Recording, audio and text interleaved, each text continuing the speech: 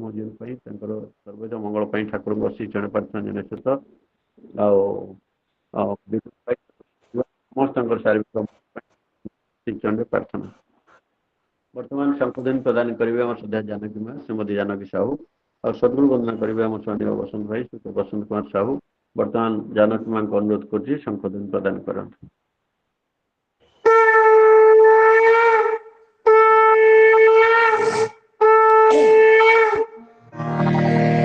गुरुर्ब्रह्मा गुरुर्विष्णु गुरुदेव महेश्वर गुरुरेव परम ब्रह्म तस्मै श्री गुरवे नमः।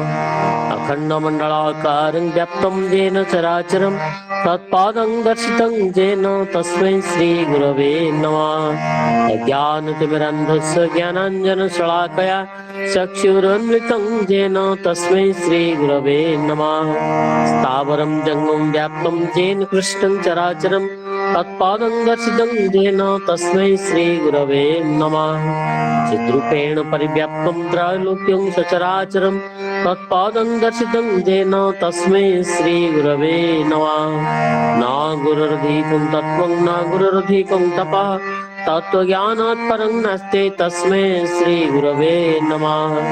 मन्नाथो श्री जगन्नाथो मद्गुरु श्री जगद्गुरु मदात्मा सर्वभूतात्मा तस्मै श्री गुरवे नमः।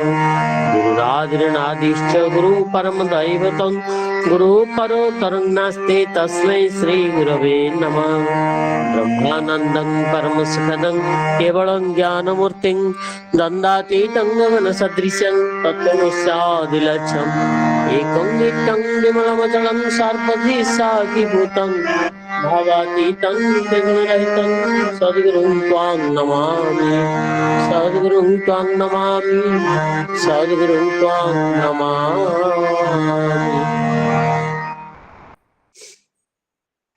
जय गुरु दादा। संशोधन कले श्रद्धा जानकी मां श्रीमती जानकी साहू और सदगुरु वंदना कले स्वामी बसंत भाई श्री बसंत कुमार साहू भगवंकर सानकर परिवार समस्त सर्वदा मंगल ठाकुर श्रीचरण प्रार्थना। जय गुरु। बर्तमान आम समूह 2 मिनट नाम जप करवा नाम आरंभ।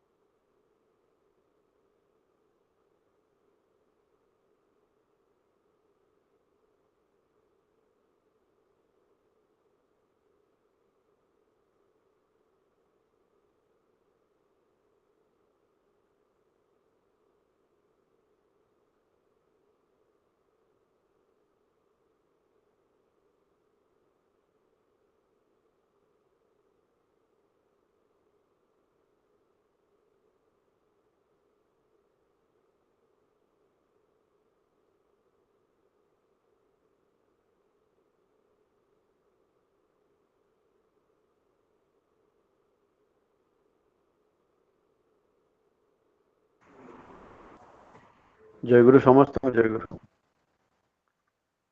वर्तमान सत्यानुसरण ग्रंथ पाठ करेंगे आम श्रद्धेय निर्मल भाई तो निर्मल कुमार विश्वाल सत्यानुसरण ग्रंथ पाठ करेंगे।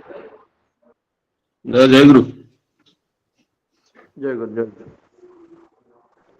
जुग पुरुषोत्तम परम दरदी परम दयाल परम प्रेममय श्री श्री ठाकुर अनुकूल चंद्रंकर स्वहस्त लिखित पवित्र सत्यानुसरण ग्रंथ ओडिया अनुवाद पाठ। अर्थ मान जश इत्यादि पाइबा आशारे मते ठाकुर सजाई भक्त हुओ नहीं सावधान हुओ ठकीजीव तुमर ठाकुर तो जाग्रत नहेले केही तुमर केन्द्र भी नुहंती ठाकुर भी नुहंती फांकी देले ताही पाइब। दिन हेबा अर्थ अपरिछिन्न साजिबा नुहे व्याकुलता माने विज्ञापन नुहे बरम हृदयर एकांत उद्यम आकांक्षा। ସ୍ୱାର୍ଥପରତା ସ୍ୱାଧୀନତା ନୁହେଁ ବରଂ ସ୍ୱାଧୀନତାର ଅନ୍ତରାୟ। ତୁମେ ଯେତେ ଲୋକଙ୍କର ସେବା କରିବ ସେତେ ଲୋକଙ୍କର ଯଥା ସର୍ବସ୍ୱର ଅଧୀଶ୍ୱର ହେବ। ତେଜ ମାନେ କ୍ରୋଧ ନୁହେଁ ବରଂ ବିନୀତ ସମନ୍ୱିତ ଦୃଢ଼ତା। ସାଧୁ ମାନେ ଯାଦୁକର ନୁହେଁ ବରଂ ତ୍ୟାଗୀ ପ୍ରେମୀ।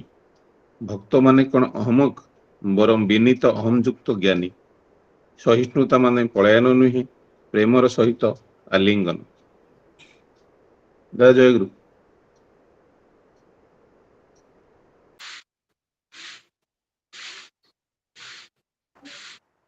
ଜୟ ଗୁରୁ। ତୃତୀୟାଂଶ ଗ୍ରନ୍ଥ ପାଠ କଲେ ଆମର ସଦ୍ୟ ନିର୍ମଳ ଭାଇ ଶ୍ରୀଯୁକ୍ତ ନିର୍ମଳ କୁମାର ବିଶ୍ୱାଳ ତାଙ୍କର ତାଙ୍କ ପରିବାର ସମସ୍ତଙ୍କର ଶାରୀରିକ ମଙ୍ଗଳ ପାଇଁ ଠାକୁରଙ୍କ ଅଶୀ ଜଣେ ପ୍ରାର୍ଥନା। ଜୟ ଗୁରୁ। ବର୍ତ୍ତମାନ ନାରୀନୀତି ଗ୍ରନ୍ଥ ପାଠ କରିବେ ଆମର ସଦ୍ୟ ସୁମତି ମା ଶ୍ରୀମତୀ ସୁମତି ରାଉତ ନାରୀନୀତି ଗ୍ରନ୍ଥ ପାଠ କରିବେ। ଦାଦା ଜୟଗୁରୁ। ଜୟ ଗୁରୁ ମା। ସମସ୍ତଙ୍କୁ ମୋର ଆନନ୍ଦିତ ରାହ ଜୟଗୁରୁ। ଶ୍ରୀ ଶ୍ରୀ ଠାକୁର ଅନୁକୂଳ ଚନ୍ଦ୍ରଙ୍କ ମୁଖ ନିଃସୃତ ନାରୀ ନୀତି ଗ୍ରନ୍ଥର ଓଡ଼ିଆ ଅନୁବାଦ ପାଠ କରୁଛି। ଝିଅ ମୋର ତୁମର ସେବା, ତୁମର ଚାଲିବା, ତୁମର ଚିନ୍ତା, ତୁମର କହିବା ପୁରୁଷ ଜନସାଧାରଣଙ୍କ ଭିତରେ ଯେପରି ଏପରି ଗୋଟିଏ ଭାବର ସୃଷ୍ଟି କରେ ଯେଉଁଥିରେ ସେମାନେ ଅବନତ ମସ୍ତକରେ ନତଜାନୁ ହୋଇ ସସମ୍ଭ୍ରମେ ଭକ୍ତି ଗଦଗଦ କଣ୍ଠରେ ମା ମୋର ଜନନୀ ମୋର କହି ମୁଗ୍ଧ ହୁଅନ୍ତି, ବୁଦ୍ଧ ହୁଅନ୍ତି, ତୃପ୍ତ ହୁଅନ୍ତି, କୃତାର୍ଥ ହୁଅନ୍ତି। ତେବେ ହିଁ ତୁମେ ନାରୀ, ତେବେ ହିଁ ତୁମେ ସତୀ। ନାରୀର ବୈଶିଷ୍ଟ୍ୟ ସ୍ତ୍ରୀ ମାନଙ୍କର ବୈଶିଷ୍ଟ୍ୟରେ ଅଛି ନିଷ୍ଠା, ଧର୍ମ, ଶୁଶ୍ରୂଷା, ସେବା, ସାହାଯ୍ୟ, ସଂରକ୍ଷଣ, ପ୍ରେରଣା ଓ ପ୍ରଯୋଜନ। ତୁମ୍ଭମାନଙ୍କର ସେହି ବୈଶିଷ୍ଟ୍ୟର କିଛି ମାତ୍ର ତ୍ୟାଗ କର ନାହିଁ। ଏହା ହରାଇଲେ ତୁମ୍ଭମାନଙ୍କର ଆଉ କଣ ରହିଲା? ବାଣୀ ସଂଖ୍ୟା 5। ଦାଦା ଜୟଗୁରୁ। ଜୟଗୁରୁ ମା ଜୟଗୁରୁ।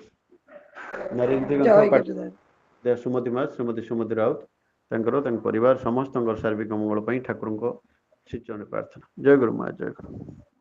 ଜୟଗୁରୁ ଦାଦା। ବର୍ତ୍ତମାନ ସ୍ୱାସ୍ଥ୍ୟ ସଦାଚାର ସୂତ୍ର ଗ୍ରନ୍ଥ ପାଠ କରିବେ ଆମ ସୌମ୍ୟ ତ୍ରିଲୋଚନ ଭାଇ ଶ୍ରୀଯୁକ୍ତ ତ୍ରିଲୋଚନ ସେଠୀ ସ୍ୱାସ୍ଥ୍ୟ ସଦାଚାର ସୂତ୍ର ଗ୍ରନ୍ଥ ପାଠ କରିବେ। ଜୟ ଗୁରୁ ଦାଦା। ଜୟଗୁରୁ ଆଜ୍ଞା।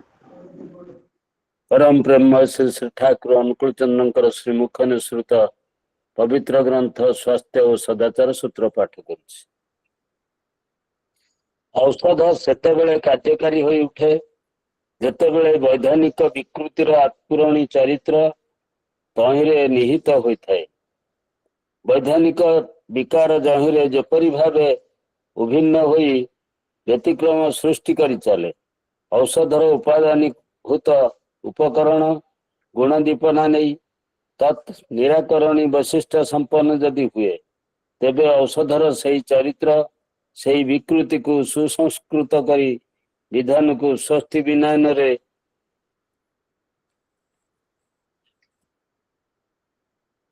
ସହଜ କରି ତୋଳେ। ତେଣୁ ଔଷଧ ନିର୍ଣ୍ଣୟରେ ସବୁ ସମୟରେ ନଜର ରଖ ସେହି ବିକୃତିର ଆପୁରଣୀ ଯେପରି ତାହା ହୋଇ ଉଠେ। ଯେତେକ୍ଷଣ ତାହା ନ ହେଉଛି ସେହି ବିକାର ନିରସନ କେବେ ହେଲେ ହେବ ନାହିଁ, ବରଂ ତାହା ବ୍ୟାଧି ସୃଷ୍ଟ କରିପାରେ। ବାଣୀ ସଂଖ୍ୟା 14। ଜୟ ଗୁରୁ ଦାଦା। ଜୟଗୁରୁ। ସ୍ୱାସ୍ଥ୍ୟ ସଦାଚାର ସୂତ୍ର ଗ୍ରନ୍ଥ ପାଠ କଲେ ଆମର ସୌମ୍ୟ ତ୍ରିଲୋଚନ ଭାଇ ଶ୍ରୀଯୁକ୍ତ ତ୍ରିଲୋଚନ ସେଠୀ ତାଙ୍କର ତାଙ୍କ ପରିବାର ସମସ୍ତଙ୍କର ଶାରୀରିକ ମଙ୍ଗଳ ପାଇଁ ଠାକୁରଙ୍କ ଶ୍ରୀଚରଣ ପ୍ରାର୍ଥନା। ଜୟଗୁରୁ ଆଜ୍ଞା। ଜୟ ଗୁରୁ। ବର୍ତ୍ତମାନ ଆମେ ଭଜନ ଆରମ୍ଭ କରିବା। ପ୍ରଥମ ଭଜନ ପରିବେଷଣ କରିବେ ଆମର ସଦ୍ୟ କନ୍ଦର ଭାଇ ଶ୍ରୀଯୁକ୍ତ କନ୍ଦର ସାହୁ। ଦ୍ୱିତୀୟ ଭଜନ ପରିବେଷଣ କରିବେ ଆମର ସଦ୍ୟ ପ୍ରଦ୍ୟୁମ୍ନ ଭାଇ ଠାକୁରଙ୍କର ପବିତ୍ର ପାଞ୍ଜାଧାରୀ କର୍ମୀ ଶ୍ରୀଯୁକ୍ତ ପ୍ରଦ୍ୟୁମ୍ନ କୁମାର ଦାସ। ତୃତୀୟ ଭଜନ ପରିବେଷଣ କରିବେ ଆମର ସଦ୍ୟ ସ୍ୱାତି ମା ଶ୍ରୀମତୀ ସ୍ୱାତି ମହାପାତ୍ର। ଚତୁର୍ଥ ଭଜନ ପରିବେଷଣ କରିବେ ଆମର ସଦ୍ୟ ପ୍ରଣତି ମା ଶ୍ରୀମତୀ ପ୍ରଣତି ପ୍ରୀତି ମିଶ୍ର। ଆଉ ପଞ୍ଚମ ଭଜନ ପରିବେଷଣ କରିବେ ଆମର ସଦ୍ୟ ଜାହ୍ନବୀ ମା ଶ୍ରୀମତୀ ଜାହ୍ନବୀ ସାହୁ। ବର୍ତ୍ତମାନ ଅନୁରୋଧ କରୁଛି ଆମର ବିଷ୍ଟ କଣ୍ଠଶିଳ୍ପୀ ଆମର ସଦ୍ୟ କନ୍ଦର ଭାଇ ଶ୍ରୀଯୁକ୍ତ କନ୍ଦର ସାହୁ ପ୍ରଥମ ଭଜନ ପରିବେଷଣ କରିବେ। ଜୟ ଗୁରୁ। ଜୟ ଗୁରୁ ଜୟ।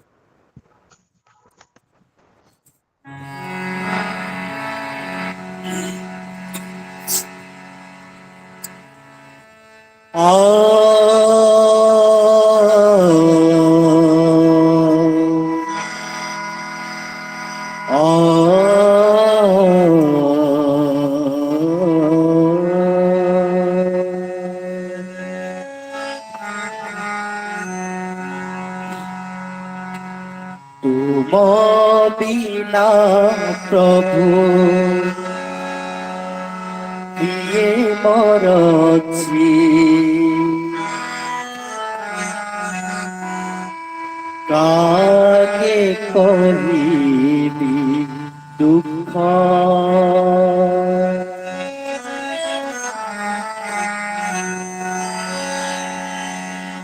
ତୁମ ବିନା ପ୍ରଭୁ କିଏ ମୋର ଅଛି? କାକେ କହିବି ଦୁଃଖ ତୁମ ବିନା ପ୍ରଭୁ କିଏ ମୋର ଅଛି? କାକେ କହିବି ଦୁଃଖ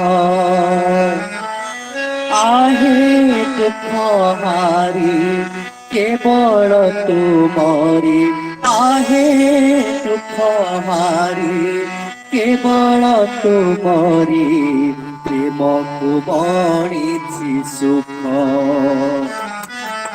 तुम बिना प्रभु किए मोर अछि? काके कहिबी दुख काके कहिबी दुख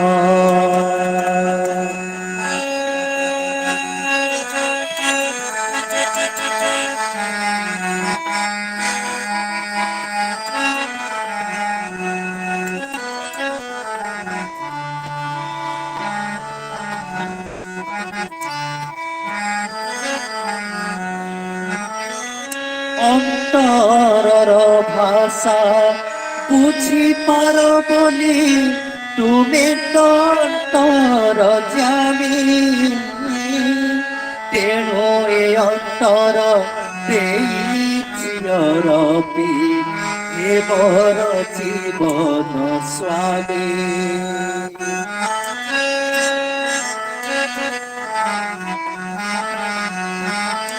অন্তরর ভাষা বুঝি পার বলি তুমি তো অন্তর জানি তেণু সে অন্তর ଦେଇଛି ରବି ଏ ମୋର ଜୀବନ ସ୍ୱାମୀ হে অন্তর তম কি সুন্দর শ্যাম হে অন্তর তম কি সুন্দর শ্যাম পদক যে মতি রঙ্গ তুম বিনা প্রভু কিଏ ମୋର ଅଛି କାକେ କହିବି ଦୁଃଖ କାକେ କହିବି ଦୁଃଖ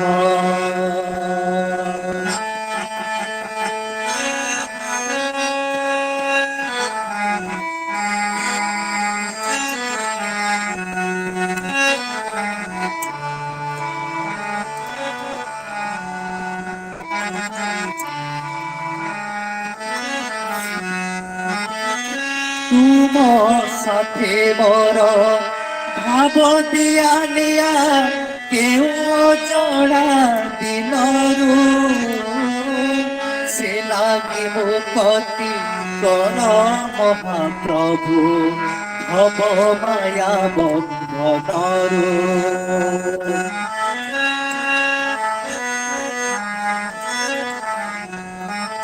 তুম সাথে বর ভাব দিয়া নিয়া কেউ অজଣା দিনরু সে লাগি মুকতি কর মহাপ্রভু ভব মায়া বন্ধনরু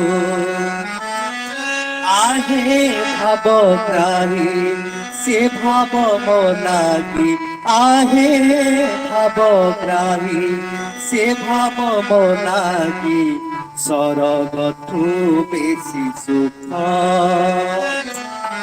তুম বিনা প্রভু কিଏ ମୋର ଅଛି কাকে କହିବି ଦୁଃଖ ତୁମ ବିନା ପ୍ରଭୁ କିଏ ମୋର ଅଛି କାକେ କହିବି ଦୁଃଖ आहे दुःख हारी केवळ तुमरी आहे दुःख हारी केवळ तुमरी प्रेम कुमणिछि सुख तुम बिना प्रभु किए मोर अछि काके कहिबि दुःख काके कहिबि दुःख काके कहिबि दुःख दया काके कहिबि दुःख जय गुरुदेव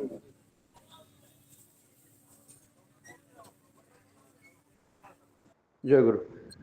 খুব সুন্দর ভাবে আমার বিশ্বকোণ শিল্পী আমার শ্রদ্ধেয় କନ୍ଦର ଭାଇ ଶିଳ୍ପ କନ୍ଦର୍ପ ସାହୁ খুব ସୁନ୍ଦର ଭାବେ ଭଜନ ପରିବେଷଣ କଲେ। ତାଙ୍କର ତାଙ୍କ ପରିବାର ସମସ୍ତଙ୍କ ସାର୍ବିକ ମଙ୍ଗଳ ପାଇଁ ଠାକୁରଙ୍କ ଶ୍ରୀଚରଣରେ ପ୍ରାର୍ଥନା। ଜୟ ଗୁରୁ।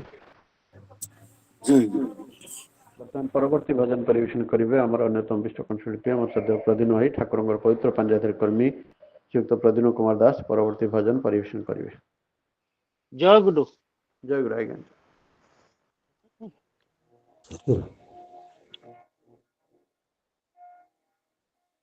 ଧନ ଦେଲ ମାନ ଦେଲ ଗେଲ ଦାରା ସୁତ ଇଏ କହେ ପ୍ରଭୁ ତୁମେ ନୁହ ଦୟାବନ୍ତ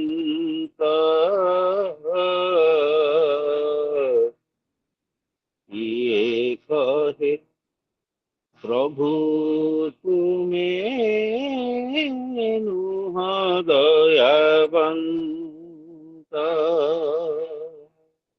ଧନ ଦେଲ ମାନ ଦେଲ ଦେଲ ଦାରା ସୁତ ଇଏ କହେ ପ୍ରଭୁ ତୁମେ ନୁହ ଦୟାବନ୍ତ ଇଏ କହେ ପ୍ରଭୁ ତୁମେ ନୁହ ଦୟାବନ୍ତ ଭରି ଦେଲ ଏହି ଘର ଅତି ସୁଷମାରେ ପିତା ମାତା ଭାଇ ବନ୍ଧୁ ସଖା ସହୋଦରେ ଭରି ଦେଲ ଏହି ଘର କେତେ ସୁଷମାରେ ପିତା ମାତା ଭାଇ ବନ୍ଧୁ ସଖା ସହୋଦରେ କାହାକୁ କରିନା କାହାକୁ କରିନା କେବେ ସ୍ନେହରୁ ବଞ୍ଚିତ କାହାକୁ କରିନା କେବେ ସ୍ନେହରୁ ବଞ୍ଚିତ କିଏ କହେ ପ୍ରଭୁ ତୁମେ ନୁହ ଦୟାବନ୍ତ କିଏ କହେ ପ୍ରଭୁ ତୁମେ ନୁହ ଦୟାବନ୍ତ ଦୁଃଖରେ ତୁମକୁ ଜନେ କହନ୍ତି ନିଷ୍ଠୁର ଜାଣନ୍ତିନି ଦୁଃଖେ ପାଶେ ନିରନ୍ତର ଦୁଃଖରେ ତୁମକୁ ଜଣେ କୁହନ୍ତି ନିଷ୍ଠୁର ଜାଣନ୍ତିନି ଦୁଃଖେ ପାଶେ ନିରନ୍ତର ନିଜ କୃତ କର୍ମ ଫଳ ଭୋଗନ୍ତି ସମସ୍ତ ନିଜ କୃତ କର୍ମ ଫଳ ଭୋଗନ୍ତି ସମସ୍ତ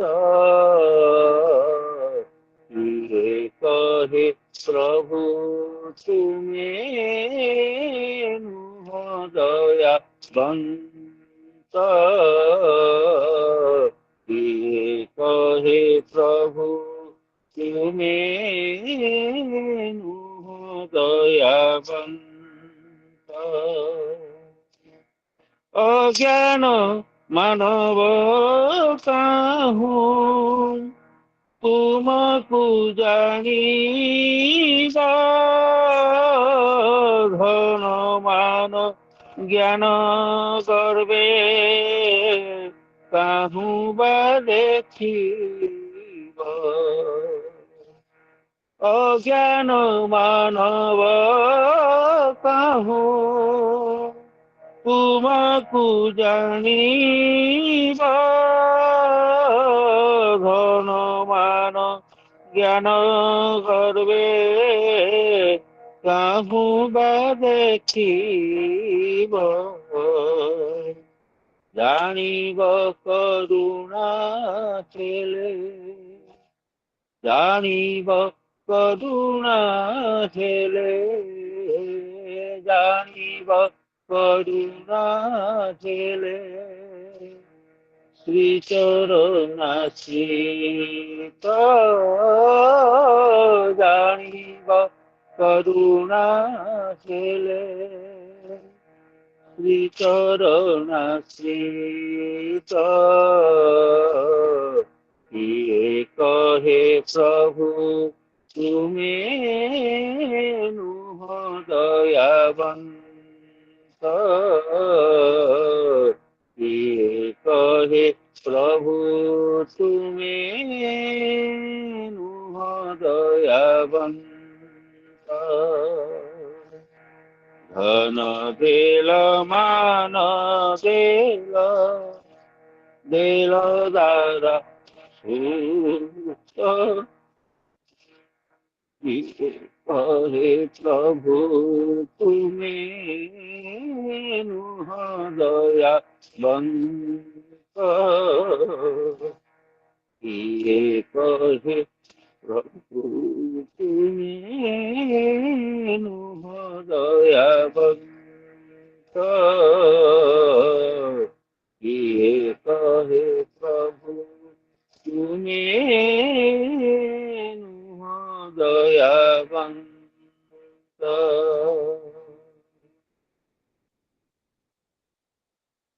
ଜୟ ଗୁରୁ ଜୟ ଗୁରୁ। ଖୁବ୍ ସୁନ୍ଦର ଭାବରେ ଆମର ବିଷ୍ଟ କଣ୍ଠଶିଳ୍ପୀ ଆମର ପ୍ରଦ୍ୟୁମ୍ନ ଭାଇ ଠାକୁରଙ୍କ କହୁଥିଲେ କନ୍ୟାଧାରୀ କର୍ମୀ ଶ୍ରୀ ପ୍ରଦ୍ୟୁମ୍ନ କୁମାର ଦାସ ଖୁବ୍ ସୁନ୍ଦର ଭାବରେ ଭଜନ ପରିବେଷଣ କଲେ ତାଙ୍କର ତାଙ୍କ ପରିବାର ସମସ୍ତଙ୍କର ସାର୍ବିକ ମଙ୍ଗଳ ପାଇଁ ଠାକୁରଙ୍କ ଶ୍ରୀଚରଣ ପ୍ରାର୍ଥନା। ଜୟ ଗୁରୁ ଆଜ୍ଞା ଜୟ। ଜୟ ବର୍ତ୍ତମାନ ପରବର୍ତ୍ତୀ ଭଜନ ପରିବେଷଣ କରିବା ଆମର ଅନ୍ୟତମ ବିଷ୍ଟ କଣ୍ଠଶିଳ୍ପୀ ଆମର ସଦ୍ୟା ସ୍ୱାତୀ ମା ଶ୍ରୀମତୀ ସ୍ୱାତୀ ମହାପାତ୍ର ପରବର୍ତ୍ତୀ ଭଜନ ପରିବେଷଣ କରିବେ। ଜୟ ଗୁରୁ ଦାଦା ସମସ୍ତଙ୍କୁ ଜୟ ଗୁରୁ ପ୍ରଣାମ।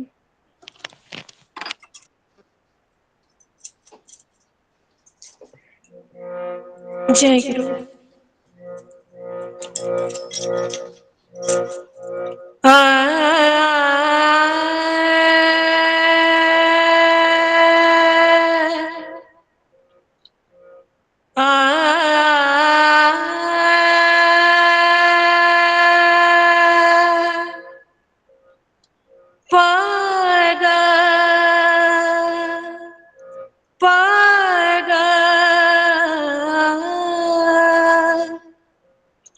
रे गा सरे ध सरे रे रे रे सरे धा सा रे सा रे धा सा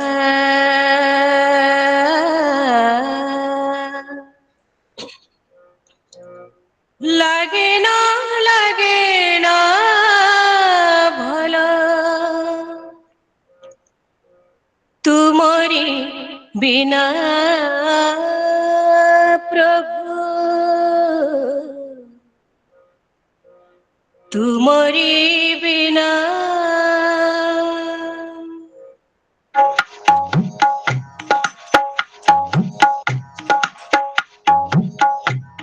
लगे ना भलो तुमरी बिना प्रभु तुमरी बिना लगे ना भलो तुमरी बिना प्रभु तुमरी बिना इति आलोडन इति आकर्षण इति आलोडन इति आकर्षण दिले कारण जाने ना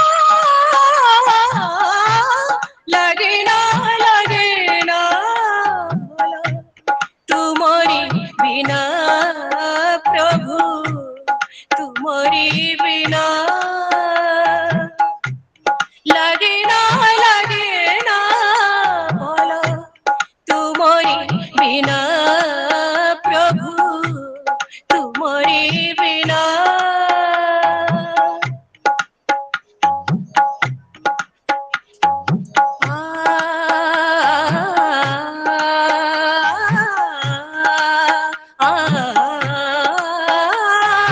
तुमको देखिला परे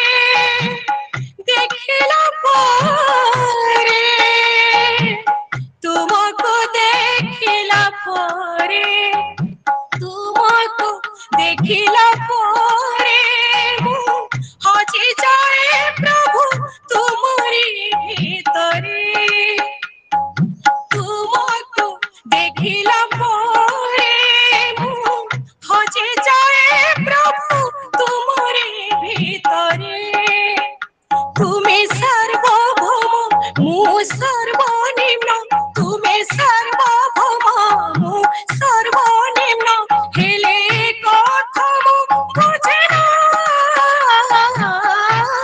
लगे ना भलो तुमरी बिना प्रभु तुमरी बिना लगे ना भला तुमरी बिना प्रभु तुमरी बिना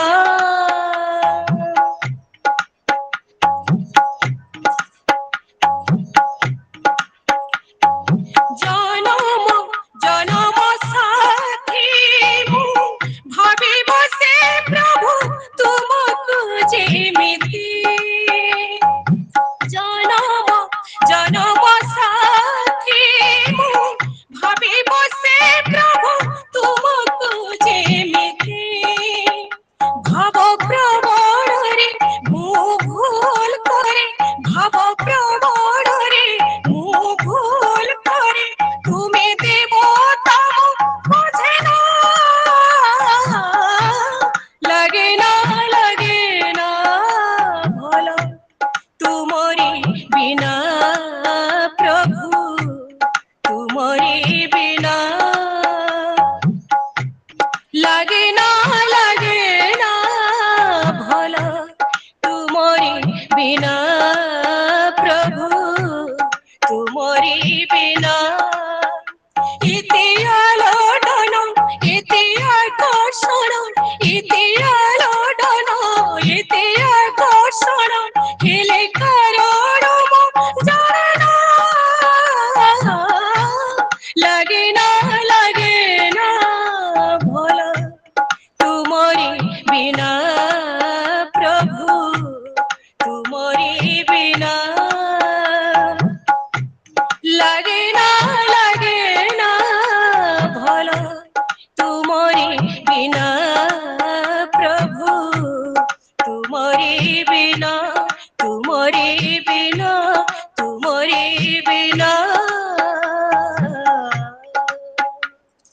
जय गुरु दादा समस्त को जय गुरु प्रणाम।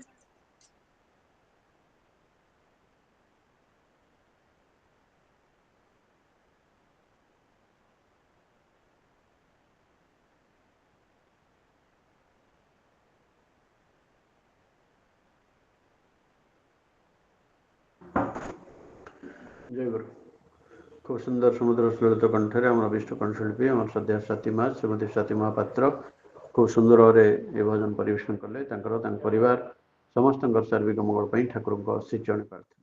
जय गुरु जय गुरु दादा। बर्तमान परवर्ती भजन परिवेशन करेंगे आम अन्यतम विष्ट कंठशिल्पी आम श्रद्धा प्रणति माँ श्रीमती प्रणति प्रीति मिश्र परवर्ती भजन परिवेशन। जय गुरु दादा। जय गुरु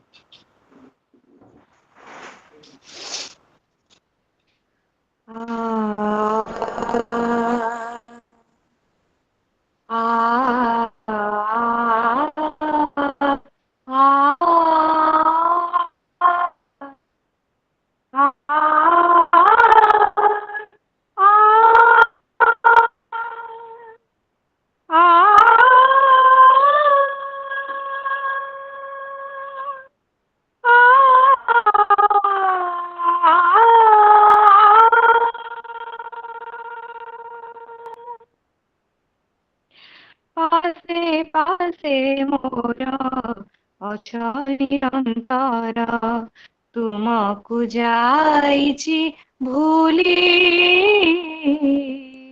तुमको जाइछि भूली पासे पासे मोर अछ निरंतर तुमको जाइछि भूली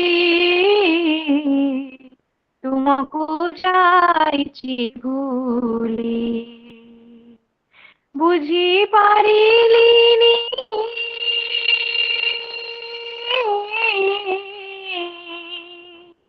बुझी पारिलिनी तुमको प्रभु हे बुझी पारिलिनी तुमको प्रभु हे एते दयावंत बोली एते दयावंत बोली एते दयावंत बोली पासे पासे मोर अछ निरंतर तुमको जाइछि भूली तुमको जाइछि भूली आलोक आड़कू करी दे पछ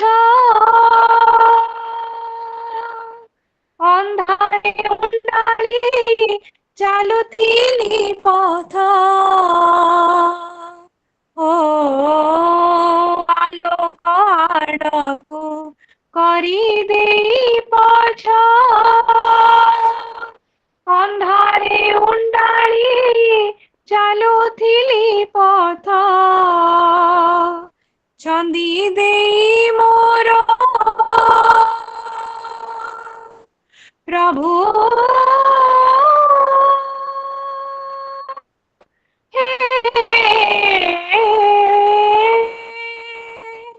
छंदी देलो मोर हाथे तुम हाथ छंदी देलो मोर हाथे तुम हाथ विपद को देलो टाली एते दयावंत बोली एते दयावंत बोली पासे पासे मोर अछ निरंतर तुमको जाइछि भूली तुमको जाइछि भूली हे करुणामय करुणा सागर तुम करुणार बिंदु मो मातर ओ हे करुणामय କରୁଣା ସାଗର ତୁମ କରୁଣାର ବିନ୍ଦୁ ମାତର ପାହାନ୍ତି ଉଷାର ପ୍ରଭୁ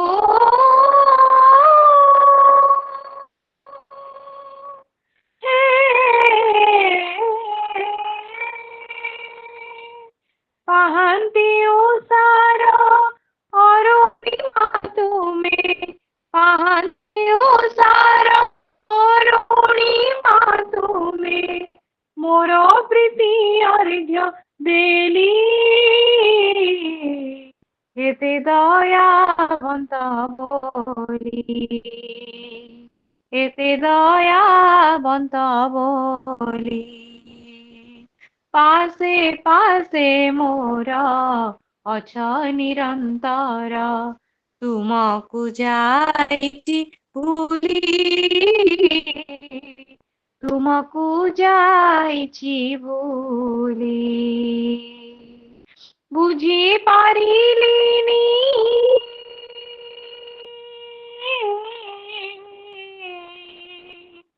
বুঝি পারিলিনি তুম প্রভু হে বুঝি পারিলিনি তুমকু প্রভু হে এতে দয়াবন্ত বলি এতে দয়াবন্ত বলি বলি এতে দয়াবন্ত বলি এতে দয়াবন্ত বলি এতে দয়াবন্ত বলি এতে দয়াবন্ত বলি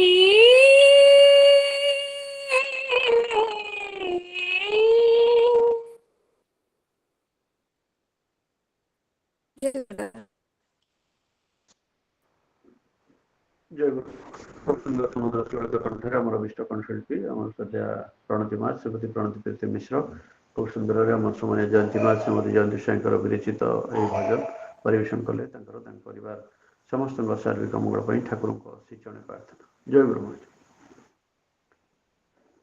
वर्तमान परवर्ती भजन परिवेशन करेंगे आम अन्यतम विष्ट कंठशिल्पी आम सद्या जाह्नवी माँ श्रीमती जाह्नवी साहू परवर्ती भजन परिवेशन जय गुरु दादा।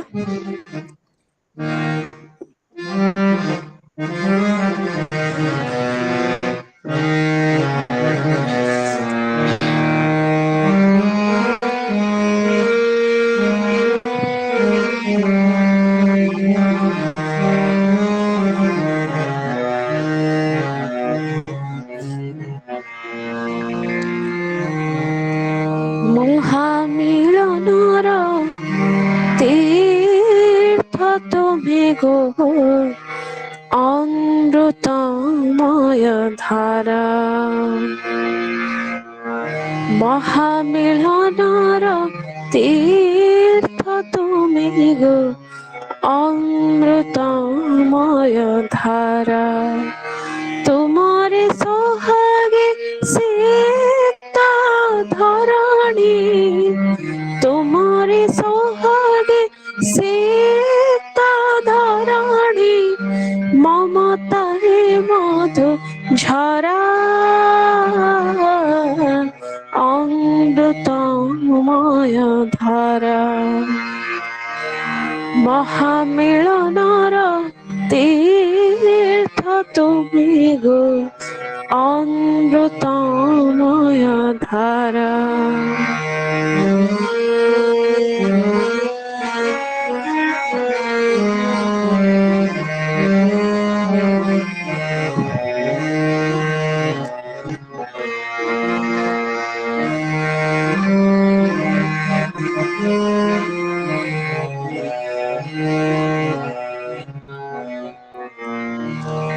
असीम परे क्षणिके सुझिछ महामिलनर बेदी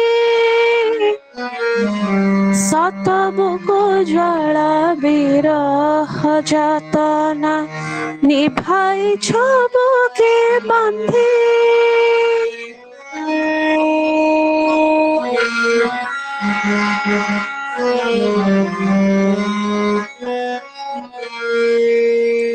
असीम परे क्षणिके सुझिछ महामिलनार बेदी सतबुको ज्वाला विरह जातना निभाई छबुके बांधे दिगहरा मुझे भ्रांत पथिक दिगहरा मुझे भ्रांत पथिक तुम्हें मोरा ध्रुव तारा अमृतमय धारा महामिलनर तीर्थ तुम्हें गो अमृतमय धारा महामिलनर तीर्थ तुम्हें गो अमृतमय धारा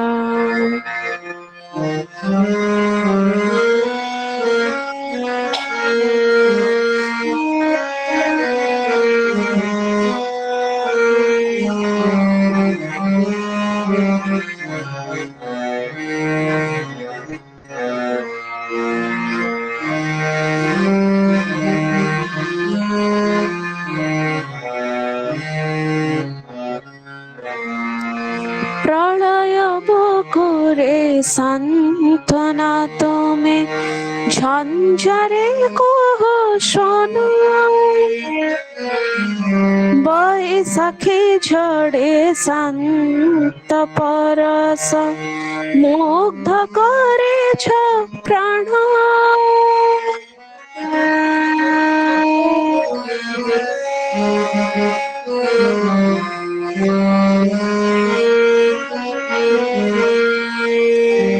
प्रलय बकुरे सांत्वना तुम्हें झंझरे को शोनो बैसाखी झड़े शांत परसे मुग्ध करे छ प्राण हे सच्चिदानंद परमानंद हे सच्चिदानंद परमानंद दे छ जीवन सारा अमृतमय धारा महामिलनर तीर्थ तुम्हें गो अमृतमय धारा महामिलनर तीर्थ तुम्हें गो अमृतमय धारा तुम्हारे सोहागे सिक्त धराणी तुम्हारे सोहागे सिक्त धराणी ममतारे मधु भरा अमृतमय धारा महामिलनर तीर्थ तुम्हें गो अमृतमय धारा अमृतमय धारा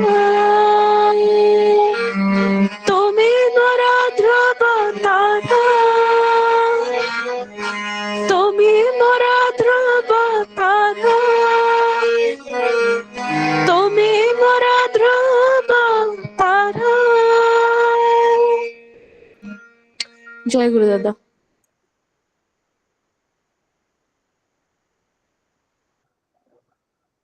जय गुरु। खूब सुंदर समुद्र ललित कंठरे आम विश्वकंठ शिल्पी आम श्रद्धेय जानवी माँ श्रीमती जानवी साहू खूब सुंदर भजन परिवेशन कले परिवार समस्त सार्विक मंगल ठाकुर श्रीचरण प्रार्थना। जय गुरु। जय गुरु। वर्तमान কীর্তন পরিবেশন করিবে আমার শ্রদ্ধেয় পুনা শ্রীযুক্ত বিশ্বরঞ্জন বেহেরা কীর্তন পরিবেশন করিবে। জয় গুরু। জয় গুরু। মলয় পবন যায় বহি মধুরাধা নাম গাই গাই, মলয় পবন যায় বহি মধুরাধা নাম গাই গাই, ভকত ভাবে বিভোর বন্ধুরে বান্ধরে পিরতি ডোরা, বন্ধুরে বান্ধরে পিরতি ডোরা। মলয় পবন যায় বহি মধুরাধা নাম গাই গাই, মলয় পবন যায় বহি মধুরাধা নাম গাই গাই, ভকত ভাবে বিভোর বন্ধুরে বান্ধরে পিরতি ডোরা, পুରରେ কলিরে প্রেম জুয়ার। মলয় পবন যায় বহি মধুরাধা নাম গাই গাই, মলয় পবন যায় বহি মধুরাধা নাম গাই গাই, ভকত ভাবে বিভোর বন্ধুরে বান্ধরে পিরতি ডোরা, বন্ধুরে বান্ধরে পিরতি ডোরা, পুରରେ কলিরে প্রেম জুয়ার। মলয় পবন যায় বহি মধুরাধা নাম গাই গাই, মলয় পবন যায় বহি মধুরাধা নাম গাই গাই, ভকত ভাবে বিভোর বন্ধুরে বান্ধরে পিরতি ডোরা, পুରରେ কলিরে প্রেম জুয়ার, পুରରେ কলিরে প্রেম জুয়ার।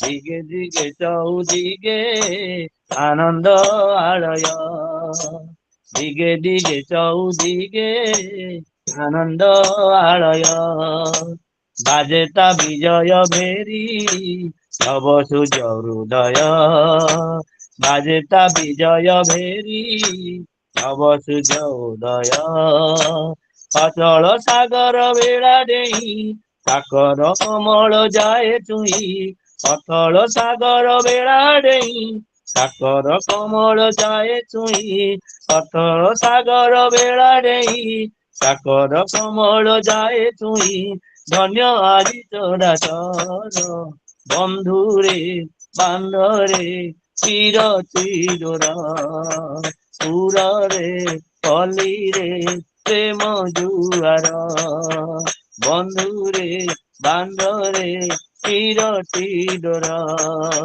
পুରରେ কলিরে প্রেম জুয়ার। মলয় পবন যায় বহি মধুরাধা নাম গাই গাই, মলয় পবন যায় বহি মধুরাধা নাম গাই গাই, ভকত ভাবে বিভোর বন্ধুরে বান্ধরে পিরতি ডোরা, বন্ধুরে বান্ধরে পিরতি ডোরা। পুন পরি সমোহন আনন্দে নিকট, পুন পরি সমোহন আদরে নিকট, বরেণ্য ভাবে পূজিলে সর্ব ঘটে প্রকট, বরেণ্য ভাবে পূজিলে সর্ব ঘটে প্রকট। প্রভু পরি কেহি প্রিয় নাহি সন্তাপ মোচন ভাব গ্রাহী, প্রভু পরি কেহি প্রিয় নাহি সন্তাপ মোচন ভাব গ্রাহী, প্রভু পরি কেহি প্রিয় নাহি সন্তাপ মোচন ভাব গ্রাহী, কোটি করুণা ভণ্ডার বন্ধুরে বান্ধরে পিরতি ডোরা, বন্ধুরে বান্ধরে পিরতি ডোরা। মলয় পবন যায় বহি মধুরাধা নাম গাই গাই, মলয় পবন যায় বহি মধুরাধা নাম গাই গাই, ভকত ভাবে বিভোর বন্ধুরে বান্ধরে ବିରତି ଡୋର ପୁରରେ କଲିରେ ପ୍ରେମ ଜୁଆର ପୁରରେ କଲିରେ ପ୍ରେମ ଜୁଆର ସତନାମ ଛନ୍ଦେ ଛନ୍ଦେ ପରାଣ ମୋହିତ ସତନାମ ଛନ୍ଦେ ଛନ୍ଦେ ପରାଣ ମୋହିତ ସକଳ ସଖା ସବୁରି ବିଭୂତିର ବନ୍ଦିତ ସକଳ ସଖା ସବୁରି ବିଭୂତିର ବନ୍ଦିତ ନାହିଁ ଦୁଃଖ କ୍ଲେଶ ବାଧା ନାହିଁ ପ୍ରେମ ପରତି ଯେ ପ୍ରେମ ହୋଇ ନାହିଁ ଦୁଃଖ ସୁଖ କ୍ଲେଶ ନାହିଁ ପ୍ରେମ ପରତି ଯେ ପ୍ରେମ ହୋଇ ନାହିଁ ଦୁଃଖ କ୍ଲେଶ ବାଧା ନାହିଁ ପ୍ରେମ ପରତି ଯେ ପ୍ରେମୀ ହୋଇ ଅମୃତ କରି ପ୍ରସାର ବନ୍ଧୁରେ ବାନ୍ଧରେ ବିରତି ଡୋର ବନ୍ଧୁରେ ବାନ୍ଧରେ ବିରତି ଡୋର ପୁରରେ ପଲ୍ଲୀରେ ପ୍ରେମ ଜୁଆର ମଳୟ ପବନ ଯାଏ ବହି ମଧୁରା ଧାନ ଗାଇ ଗାଇ ମଳୟ ପବନ ଯାଏ ବହି ମଧୁରା ଧାନ ଗାଇ ଗାଇ ଭକତ ଭାବେ ବିଭୋର ବନ୍ଧୁରେ ବାନ୍ଧରେ ବିରତି ଡୋର ବନ୍ଧୁରେ ବାନ୍ଧରେ ବିରତି ଡୋର ପୁରରେ କଲିରେ ପ୍ରେମ ଜୁଆର ପୁରରେ କଲିରେ ପ୍ରେମ ଜୁଆର ମଳୟ ପବନ ଯାଏ ବହି ମଧୁରା ଧାନ ଗାଇ ଗାଇ ମଳୟ ପବନ ଯାଏ ବହି ମଧୁରା ଧାନ ଗାଇ ଗାଇ ଭକତ ଭାବେ ବିଭୋର ବନ୍ଧୁରେ ବାନ୍ଧରେ ବିରତି ଡୋର ପୁରରେ କଲିରେ ପ୍ରେମ ଜୁଆର ବନ୍ଧୁରେ ବାନ୍ଧରେ ବିରତି ଡୋର ପୁରରେ କଲିରେ ପ୍ରେମ ଜୁଆର ଜୟ ଗୁରୁ।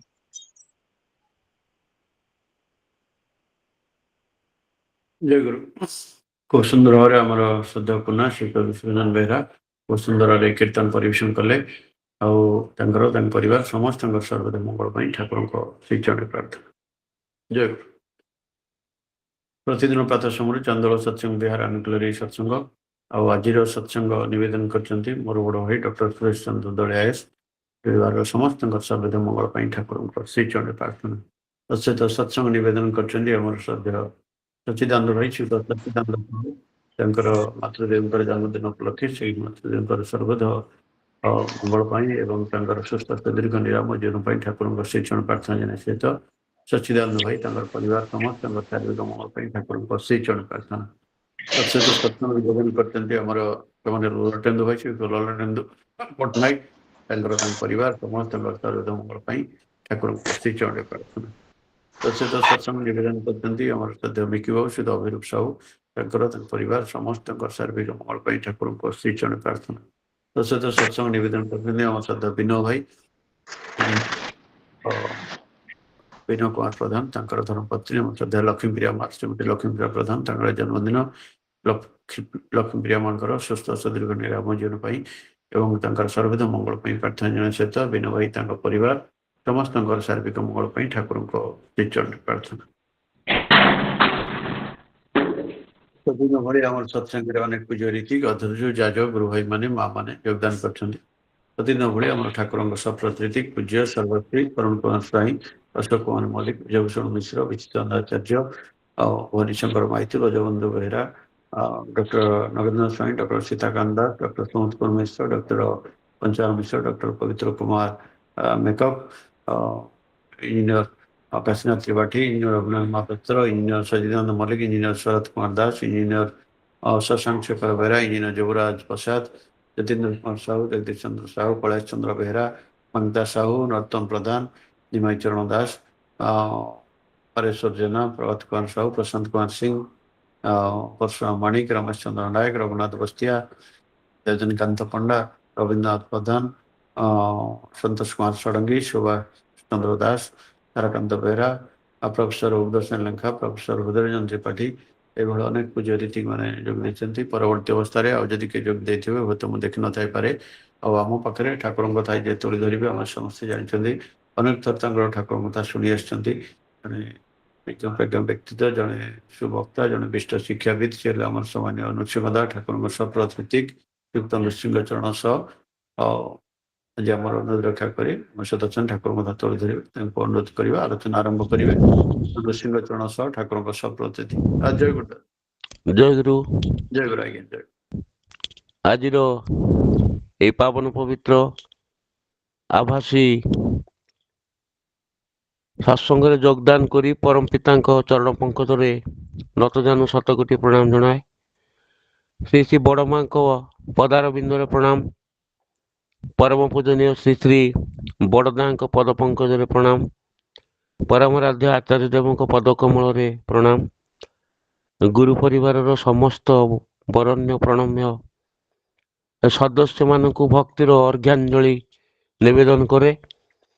ଆଜିର ଏହି ପାବନ ପବିତ୍ର ହରିବାସର ବରଣ୍ୟ ପ୍ରଣମ୍ୟ ପୁରୋଧା ମହୋଦୟ, ଏହି ଭାଗବତ ପରିମଣ୍ଡଳରେ ସନ୍ନିବେଶିତ ହୋଇଥିବା ପ୍ରିୟ ପୂଜ୍ୟ ବରଣ୍ୟ ବରିଷ୍ଠ ରୀତିକ ମଣ୍ଡଳୀ, ସମ୍ମାନନୀୟ ଶ୍ରଦ୍ଧାଭାଜନୀୟ ପ୍ରାଣପ୍ରିୟ ସମସ୍ତ କର୍ମୀ ମଣ୍ଡଳୀ, ଗରିୟସୀ ଜନନୀ କୋଳ, ସତୀର୍ଥ ପ୍ରତିମ ଗୁରୁ ଭ୍ରାତା ମଣ୍ଡଳୀ, ଭକ୍ତି ବିଦଗ୍ଧ ସଜନ ବୃନ୍ଦ, ପ୍ରାଣ ପ୍ରତିମ ପିଲାଏ, ସମସ୍ତଙ୍କ ଉଦ୍ଦେଶ୍ୟରେ ଯଥାଯୋଗ୍ୟ ପ୍ରୀତି ପ୍ରଣାମ ସ୍ନେହ ସଦିଚ୍ଛା শুভেচ্ছা ভালোবাসা সাধুবাদ তথা জয়গুরু জনায়। ସମସ୍ତ ଭୋଗଦାତା ମାନଙ୍କର ଚିର କଲ୍ୟାଣ ପାଇଁ ଠାକୁରଙ୍କ ପଦ ପଙ୍କଜରେ ପ୍ରାର୍ଥନା କରିବି, ଯିଏ ଯେଉଁ ମାନସିକତା ନେଇ ପ୍ରଭୁଙ୍କ ଉଦ୍ଦେଶ୍ୟରେ ଭୋଗ ନୈବେଦ୍ୟ ଅର୍ପଣ କରିଛନ୍ତି, ପ୍ରଭୁ ଦୟା କରନ୍ତୁ, କରୁଣାର ବୃଷ୍ଟି କରନ୍ତୁ, ସେମାନଙ୍କର ମନସ୍କାମନା ପୂର୍ଣ୍ଣ ହଉ। ଆଉ ଆପଣମାନେ ସମସ୍ତେ ପ୍ରଭୁଙ୍କର କୃପାଧନ୍ୟ ଉଠନ୍ତୁ, ଏଇ ପ୍ରାର୍ଥନା ତାଙ୍କ ଚରଣ ପଙ୍କଜରେ ରଖିବି। ଦେହଟା ସେତେ ଭଲ ନାହିଁ, 2-3 ଦିନ ହେଲାଣି କାଶ ହଉଛି, ଜ୍ୱର ଅଛି। ତେବେ ଦେବେନ୍ଦ୍ର ଭାଇଙ୍କ ଭଲ ପାଇବାକୁ ଯେ ଅଗ୍ରାହ୍ୟ କରିହେଉ ନାହିଁ, ଭାଲୋବାସାର ଟାନ କର୍ମେ ଆନେ ସମର୍ଥନା ଜୀବନେ ଉତ୍ଥାନ। ଠାକୁର ତ ଏଇ କଥା ଶିଖେଇଛନ୍ତି। ଏଇ ଭଲ ପାଇବାର ଟାନ, ପରସ୍ପର ପରସ୍ପରକୁ ଭଲ ପାଇବା, ଠାକୁରଙ୍କୁ ଭଲ ପାଇବା, ଗଭୀର ଇଷ୍ଟାନୁରାଗ ନେଇ ବଞ୍ଚିବା, ଏଇ ହେଉଛି ଜୀବନର ସାର୍ଥକ ପୃଷ୍ଠଭୂମି, ଜୀବନର ବୃତ୍ତାନ୍ତ। ଆକୁ ବାଦ ଦେଇ ଜୀବନ କେତେବେଳେ ଯେ ସରସ ସୁନ୍ଦର ହୁଏ ନା। ସତ୍ସଙ୍ଗର ଏ ଅପୂର୍ବ ପରିବେଶକୁ ଆସିଲେ କେତେ କେତେ କଥା ମାନସ ପୃଷ୍ଠଭୂମିରେ ଆସି ଯେ ସଞ୍ଚରିତ ହୁଏ, ମଣିଷକୁ ଆତ୍ମସ୍ଥ କରେ। କେତେ କେତେ ଦିବ୍ୟ ଯେ ମାର୍ଗର ଉନ୍ମିଳନ ହୁଏ ସତ୍ସଙ୍ଗକୁ ଆସିଲେ। ଠାକୁର କହିଥିଲେ, ସତ୍ୟ ଓ ଶ୍ରେୟ ଆଶ୍ରୟ ଯାହାର ଉନ୍ନତି ହୁଏ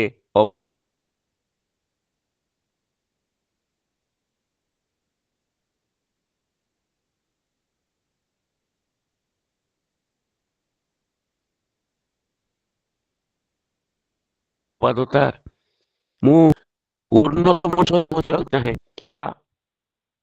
ଯେ ଏବଂ ଠାକୁର ସେଇ ପାଇଁ ଆମ ସମସ୍ତଙ୍କୁ ସେଇ ଦିବ୍ୟ ଶିକ୍ଷା ଦେଇ ଯାଇଛନ୍ତି ଯେ ସତ୍ ଯଦି ହୁଏ ସଙ୍ଗ ତୁମାର, ଭାବ ଯଦି হয় ମହାନ ଉଚ୍ଚ ଦୁନିଆ ଦ୍ୱାରେ, ସାଧନା ତୁମର ହେବନି ତୁଚ୍ଛ ହେବନି ବ୍ୟର୍ଥ।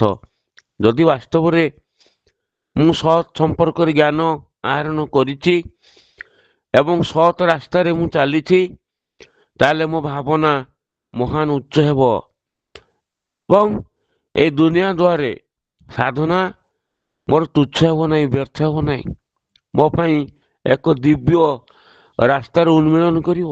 କି ଅମୃତମୟ କଥା ଆପଣମାନେ ସମସ୍ତେ ଚିନ୍ତା କରି ଦେଖନ୍ତୁ। ତାଙ୍କ ନିକଟକୁ ଆସିଛନ୍ତି ବୋଲି ଏତେ ଏତେ ମନ୍ମୟ ଚିନ୍ମୟ ଛନ୍ଦମୟ କଥା ଯେ ଅନାବରଣ ଆମ ଜୀବନର ମାନସ ପଟରେ ହେଇ ଚାଲିଛି। ଆପଣମାନେ ସେଇ କଥା ଜାଣନ୍ତି। ବୋଧହୁଏ ଏଇ କଥାଟା ଏଇ ଗତ ମାସ ଯେଉଁ ଉର୍ଜନାରେ ପ୍ରକାଶିତ ହୋଇଥିଲା, ଆପଣମାନେ ପଢ଼ିଥିବେ। ସେଇ କଥା ଉଚ୍ଚାରଣ କରିବାକୁ କହିବାକୁ ବଡ଼ ଆନନ୍ଦ ଲାଗେ ବୋଲି ଆପଣମାନଙ୍କ ଆଗରେ ମୁଁ କହୁଛି ଯେ ଉତ୍କଳ ଆଗମନୀ ଉତ୍ସବ ତ ଆଗକୁ ଆସୁଛି। ଉତ୍କଳ ଆଗମନୀର ଯେ ଶତବାର୍ଷିକ ଏଇ 2 ବର୍ଷ ତଳେ ପାଳିତ ହୋଇଥିଲା। ଆପଣମାନେ ସମସ୍ତେ ଜାଣନ୍ତି, ସମସ୍ତେ ସହଯୋଗ କରିଛନ୍ତି, ଆସିଛନ୍ତି, ଆନନ୍ଦିତ ହୋଇଛନ୍ତି। ତାକୁ ମଧ୍ୟ ଜାତୀୟ ସ୍ତର ଉତ୍ସବ ବୋଲି ଯେ ପରବର୍ତ୍ତୀ ପର୍ଯ୍ୟାୟରେ ପୂଜନୀୟ ଶ୍ରୀ ବଡ଼ଦା କହିଥିଲେ। ଏବଂ ସେଇ ଶତବାର୍ଷିକ ଉତ୍ସବ ପାଇଁ ପ୍ରସ୍ତୁତି ପର୍ବ ଚାଲିଛି ତାଳବଣିଆରେ। ପୂଜନୀୟ ଆଚାର୍ଯ୍ୟ ଦେବ ମାନେ ବାବାଇଦା ସେତେବେଳେ ଆଚାର୍ଯ୍ୟ ହେଇନଥିଲେ ଏବଂ ଉତ୍ସବ ଆଗ ଦିନ ସେ ଯାଇଛନ୍ତି ତାଳବଣିଆ ପଡ଼ିଆକୁ ଦେଖିବା ପାଇଁ ଯେ କେମିତି ପ୍ରସ୍ତୁତି ପର୍ବ ଚାଲିଛି। ସେ ତ ସବୁ ଆଜ୍ଞା ଦେଖନ୍ତି, ବୁଝନ୍ତି, ଆପଣମାନଙ୍କର ଅନୁଭୂତି ଥିବ ଏବଂ ଯାଇଛନ୍ତି। ହୁଏତ ସେଠି ସାଜସଜ୍ଜାରେ ଟିକେ ବ୍ୟତିକ୍ରମ ତାଙ୍କ ଦିବ୍ୟ ନଜରରେ ପଡ଼ିଛି। ସେଠାରେ କାର୍ଯ୍ୟରତ ହୁଏତ ବିଶିଷ୍ଟ ଗୁରୁ ଭାଇ କି କର୍ମୀ ସେ କଥା ଉଲ୍ଲେଖ କରାଯାଇ ନାହିଁ। ତାଙ୍କୁ କିଛିଟା ପରାମର୍ଶ ଦେଇଛନ୍ତି, ଏମିତି କଲେ ଭଲ ହୁଏ। ସେମାନେ ସହଜ ସରଳ ଭାବରେ ଯେ ତାଙ୍କ କଥାଟାକୁ ଗ୍ରହଣ କରୁନାହାନ୍ତି। ମାନେ ପୂଜନୀୟ ଆଚାର୍ଯ୍ୟଙ୍କ ସେତେବେଳେ ଆଚାର୍ଯ୍ୟ ହେଇନଥିଲେ, ସେମାନେ ଯୁକ୍ତିତର୍କ କରିଛନ୍ତି। ଇଏ କିନ୍ତୁ ମନ ଦୁଃଖରେ ଫେରି ଆସିଛନ୍ତି। ମନଟା କେମିତି ଉଦାସ ଲାଗିଛି ଆପଣମାନେ ଚିନ୍ତା କରନ୍ତୁ। ତାଙ୍କୁ ଦେଖିଦେଲେ, ତାଙ୍କୁ ଚାହିଁଦେଲେ, ତାଙ୍କର 2 ପଦ କଥା ଶୁଣିଲେ ମନଟା ଆଶ୍ୱାସିତ ହୁଏ, ସାନ୍ତ୍ୱନା ପାଏ। ଖାଲି ତାଙ୍କୁ ଦେଖିବାର ମାନସିକତା ନେଇ ଆମେ ଯାଉ। ସେଇ ଶୁଚିଶୁଦ୍ଧ ସ୍ୱଭାବନ୍ତ ମୁଖମଣ୍ଡଳକୁ ଚାହିଁଦେଲେ ଯେମିତି ଅନନ୍ତ ଜୀବନର ଦୁଃଖ ଏଇ ମଣିଷଟା ଭୁଲିଯାଏ। ମୁଁ ଆଜ୍ଞା ଛୋଟିଆ ମଣିଷଟେ, ଏମିତି ଭାବନା ମୋତେ ପ୍ରତିମୁହୂର୍ତ୍ତ ପରାମୃଷ୍ଟ କରେ। ଫେରି ଆସିଛନ୍ତି ତାଳବଣିଆ ଯେ ପଡ଼ିଆରୁ, ବୋଧେ ଭୁବନେଶ୍ୱର ଥିଲେ, ସେମିତି ବର୍ଣ୍ଣନା କରାଯାଇ ନାହିଁ। ରାତିରେ ପଳେଇ ଆସିଲା ପରେ ରାତି ପର୍ଯ୍ୟନ୍ତ କେମିତି ଉଦାସ ହେଇକି ବସିଛନ୍ତି, କାହା ସାଙ୍ଗରେ କଥା ହଉନାହାନ୍ତି। ବିଶିଷ୍ଟ ରୀତିକ ଦେବତା ମାନେ କହିଲେ କଣ ସେ କଥା ହଉନାହାନ୍ତି ଏବଂ ପାଖକୁ ଯାଇକି ନିବେଦନ କରୁଛନ୍ତି କିଛି ଭୁଲ ହେଇଗଲା କି, ତାଙ୍କ ପାଖରେ କ୍ଷମା ଯାଚଜ୍ଞା କରିବା। କଣ ଭୁଲ ହେଇଗଲା, କାହିଁକି ବାହାରକୁ ଆସୁନାହାନ୍ତି, କାହିଁକି କଥା ହଉନାହାନ୍ତି। ଅଧା ଉଜା ଯେ କବାଟକୁ ଖୋଲି ଦେଇ ଭିତରକୁ ଯାଇଛନ୍ତି, ସେମାନେ ପଦପଙ୍କଜ ପ୍ରଣାମ କରିଛନ୍ତି, ବିନମ୍ରତାର ସହିତ ତାଙ୍କୁ ନିବେଦନ କରୁଛନ୍ତି କଣ ଆପଣ ଆସିଲାଠୁ ପୁରୀରୁ ଫେରି ଆସିଲା ପରେ କଥା ହଉନାହାନ୍ତି, ଧୀରିକି ବସିଛନ୍ତି ଏତେ ଉଦାସ କାହିଁକି, ଆମର କିଛି ଭୁଲ ହେଇଗଲା କି? ଏବଂ ସେତେବେଳକୁ ସେଇ କର୍ମୀମାନେ ଖବର ପାଇଥିଲେ ଯେ ତାଳବଣିଆ ପଡ଼ିଆରେ ପୂଜନୀୟ ଆଚାର୍ଯ୍ୟଙ୍କ ସହିତ କାହାର କଣ ଟିକେ ଯୁକ୍ତର୍କ ହେଇଥିଲା ବୋଲି ଏମାନେ ଜାଣି ସାରିଥିଲେ। ସେଇ କଥାଟା ଉନ୍ମୋଚନ କରିବା ପାଇଁ ତାଙ୍କ ପାଖରେ କହୁଛନ୍ତି ଏବଂ ଏମାନେ ମଧ୍ୟ ତାଙ୍କ ଆଡୁ କହିଛନ୍ତି କିଏ ଯଦି ଭୁଲରେ କିଛି କହିଦେଇଛି ଆପଣ ମତେ ଆମକୁ କ୍ଷମା କରିଦିଅନ୍ତୁ।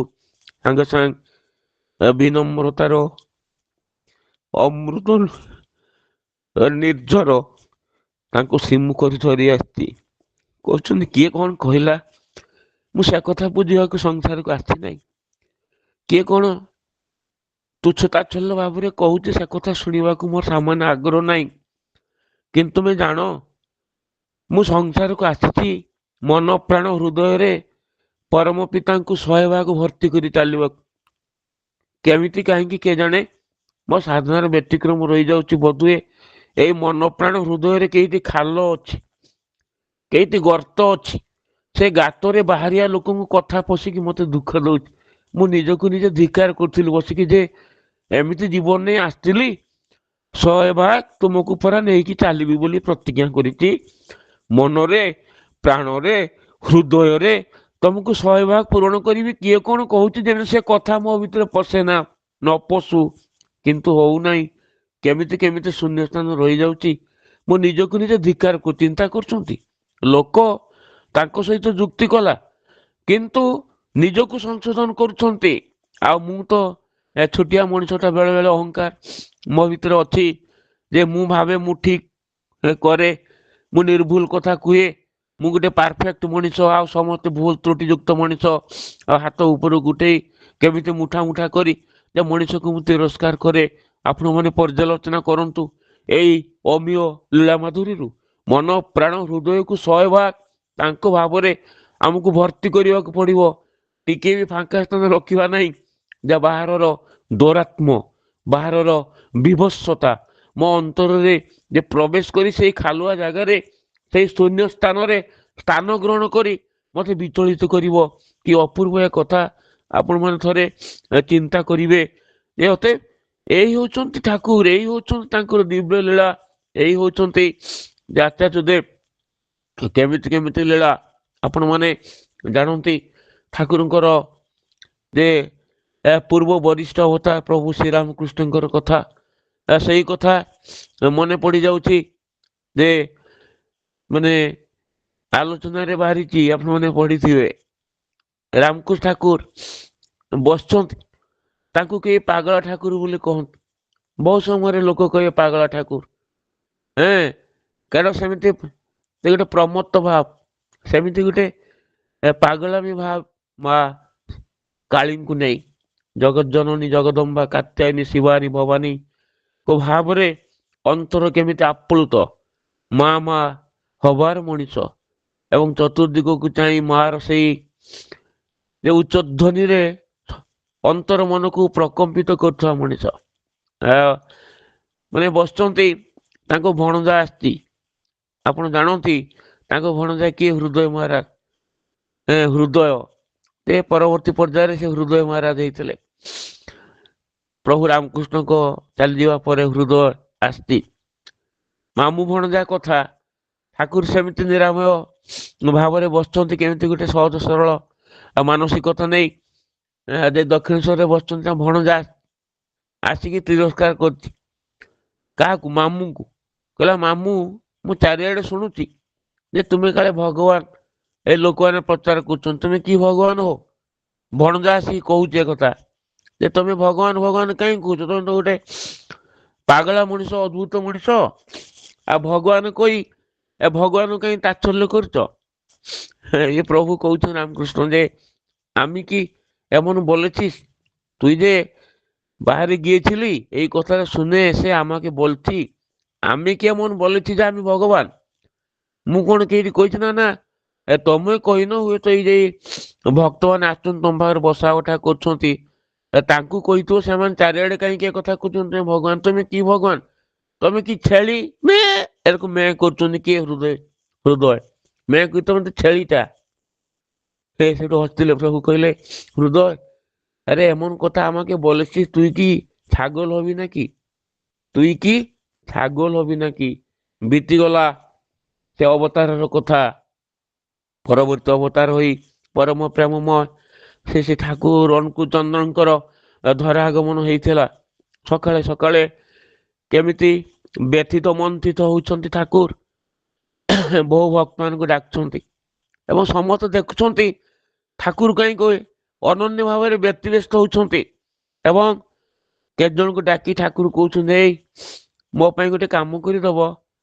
ଅତ୍ୟନ୍ତ ବିନମ୍ରତା, ଶାନ୍ତ କାନ୍ତ ସୌଜନ୍ୟତା, ମୋ ପାଇଁ କାମଟିଏ କରିଦବ, ମୋ ପାଇଁ କାମଟିଏ କରିଦବ। ଅତ୍ୟନ୍ତ ବିବ୍ରତ ବିକଳ ହେଇକି ଠାକୁର ସେମାନେ କହୁଛନ୍ତି। ସେମାନେ ପଚାରିଲେ ଯେ କଣ କାମ? ଆପଣ କହୁନାହାନ୍ତି କାହିଁ, କଣ କାମ? ନା ଏ ତମେ ଟିକେ ବଜାରକୁ ଯିବ ପାବନା, ଆଜି ପାବନା ବଜାରକୁ ଯିବ, ସେଠି ତ ହାଟ ଲାଗିବ, ଆଉ ସେଇ ଯେ ହାଟରେ ଯେଠି ଛେଳି ଆଉ ଗୋରୁ ବିକ୍ରି ହୁଅନ୍ତି ତମେ ସେଇ ହାଟକୁ ଯିବ ଏବଂ ଦେଖିବ ବର୍ଣ୍ଣନା ଦଉଛନ୍ତି ଗୋଟେ ଚିତ୍ର ବିଚିତ୍ର ଛେଳିର କଥା। ଧଳା କଳା ରଙ୍ଗ ମିଶ୍ରିତ ଅଣ୍ଡିରା ଛେଳିଟେ, ଏତିକି ଉଚ୍ଚା ହେଇଥିବ, ଏମିତି ଲାଞ୍ଜ, ସବୁ ଦିଗ ଦେଇ ଯେ ବର୍ଣ୍ଣନା କରାଯାଇଛି। ଠାକୁର ବର୍ଣ୍ଣନା କରିଦଉଛନ୍ତି, ତମେ ନିଶ୍ଚୟ ଏ ଛେଳିଟାକୁ ସେଇଠି ଦେଖିବ। ଆଉ ଛେଳିର ମାଲିକ ଅମୁକି ଗାଁର, ତାକୁ ପଚାରିବ ତୁମେ ଏଇ ଗାଁର ନା, ତୁମ ନାଁଟା ଏୟା ନା, ଏଇ କଥା ପଚାରିବ। ସେ ତୁମକୁ କହିଲା ପରେ ସେଇ ଛେଳିଟା ମୋ ପାଇଁ କିଣି ଆଣିବ ରେ, ମୋର ଦରକାର ଅଛି। ଏବଂ ଭକ୍ତମାନେ ଯାଇଥିଲେ ପାବନା ବଜାରରେ ସେଇ ଛେଳିଟାକୁ ନିର୍ଦ୍ଦିଷ୍ଟ ଭାବରେ ଠାକୁର ଯେମିତି ଇଙ୍ଗିତ କରିଥିଲେ, ସଂକେତ କରିଥିଲେ, ସେଇ ଛେଳିଟାକୁ କିଣିକି ଆଣିଥିଲେ ଭକ୍ତମାନେ।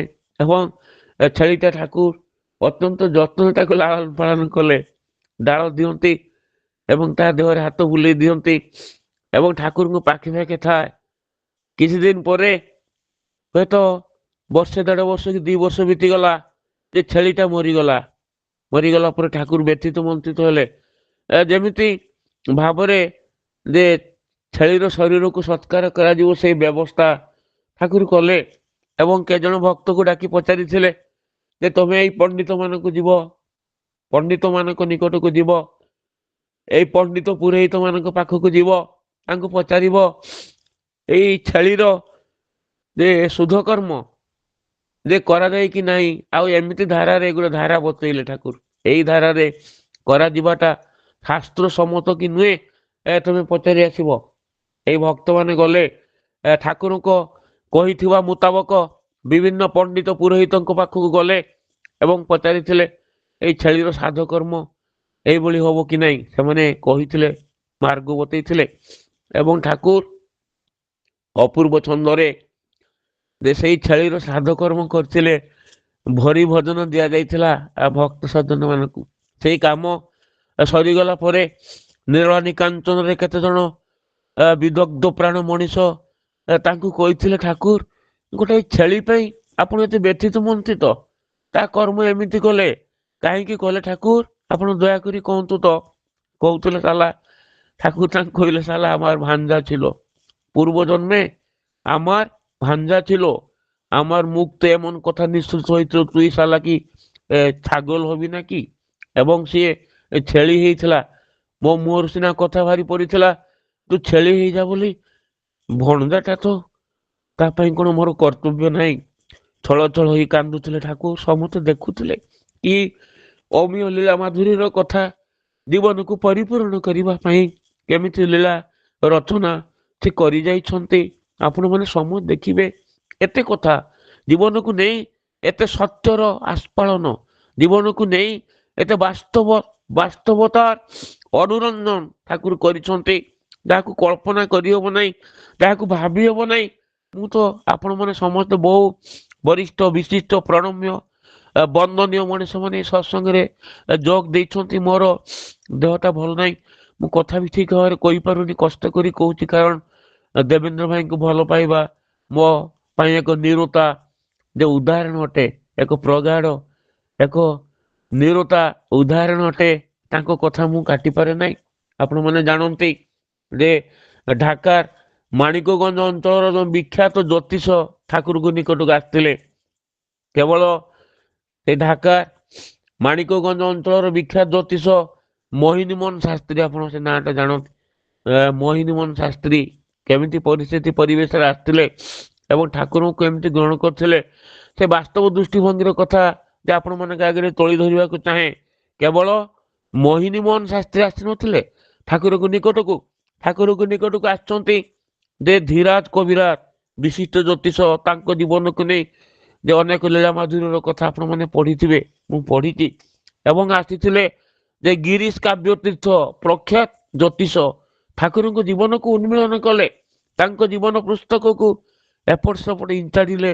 କେତେ କଥା ଆଜ୍ଞା ଆଖିରେ ପଡିଯାଏ। ଜ୍ୟୋତିଷଙ୍କୁ ନେଇ, ବୈଜ୍ଞାନିକକୁ ନେଇ, ଶିକ୍ଷାବିତ ମାନଙ୍କୁ ନେଇ, ଘର ସଂସାରୀ ମଣିଷର ଦୈନ ଜ୍ୱାଳା ପ୍ରପୀଡ଼ିତ ଜୀବନକୁ ନେଇ କେତେ କେତେ କଥା ତାଙ୍କ ଶ୍ରୀମୁଖରୁ ନିଃସୃତ ହେଇଛି।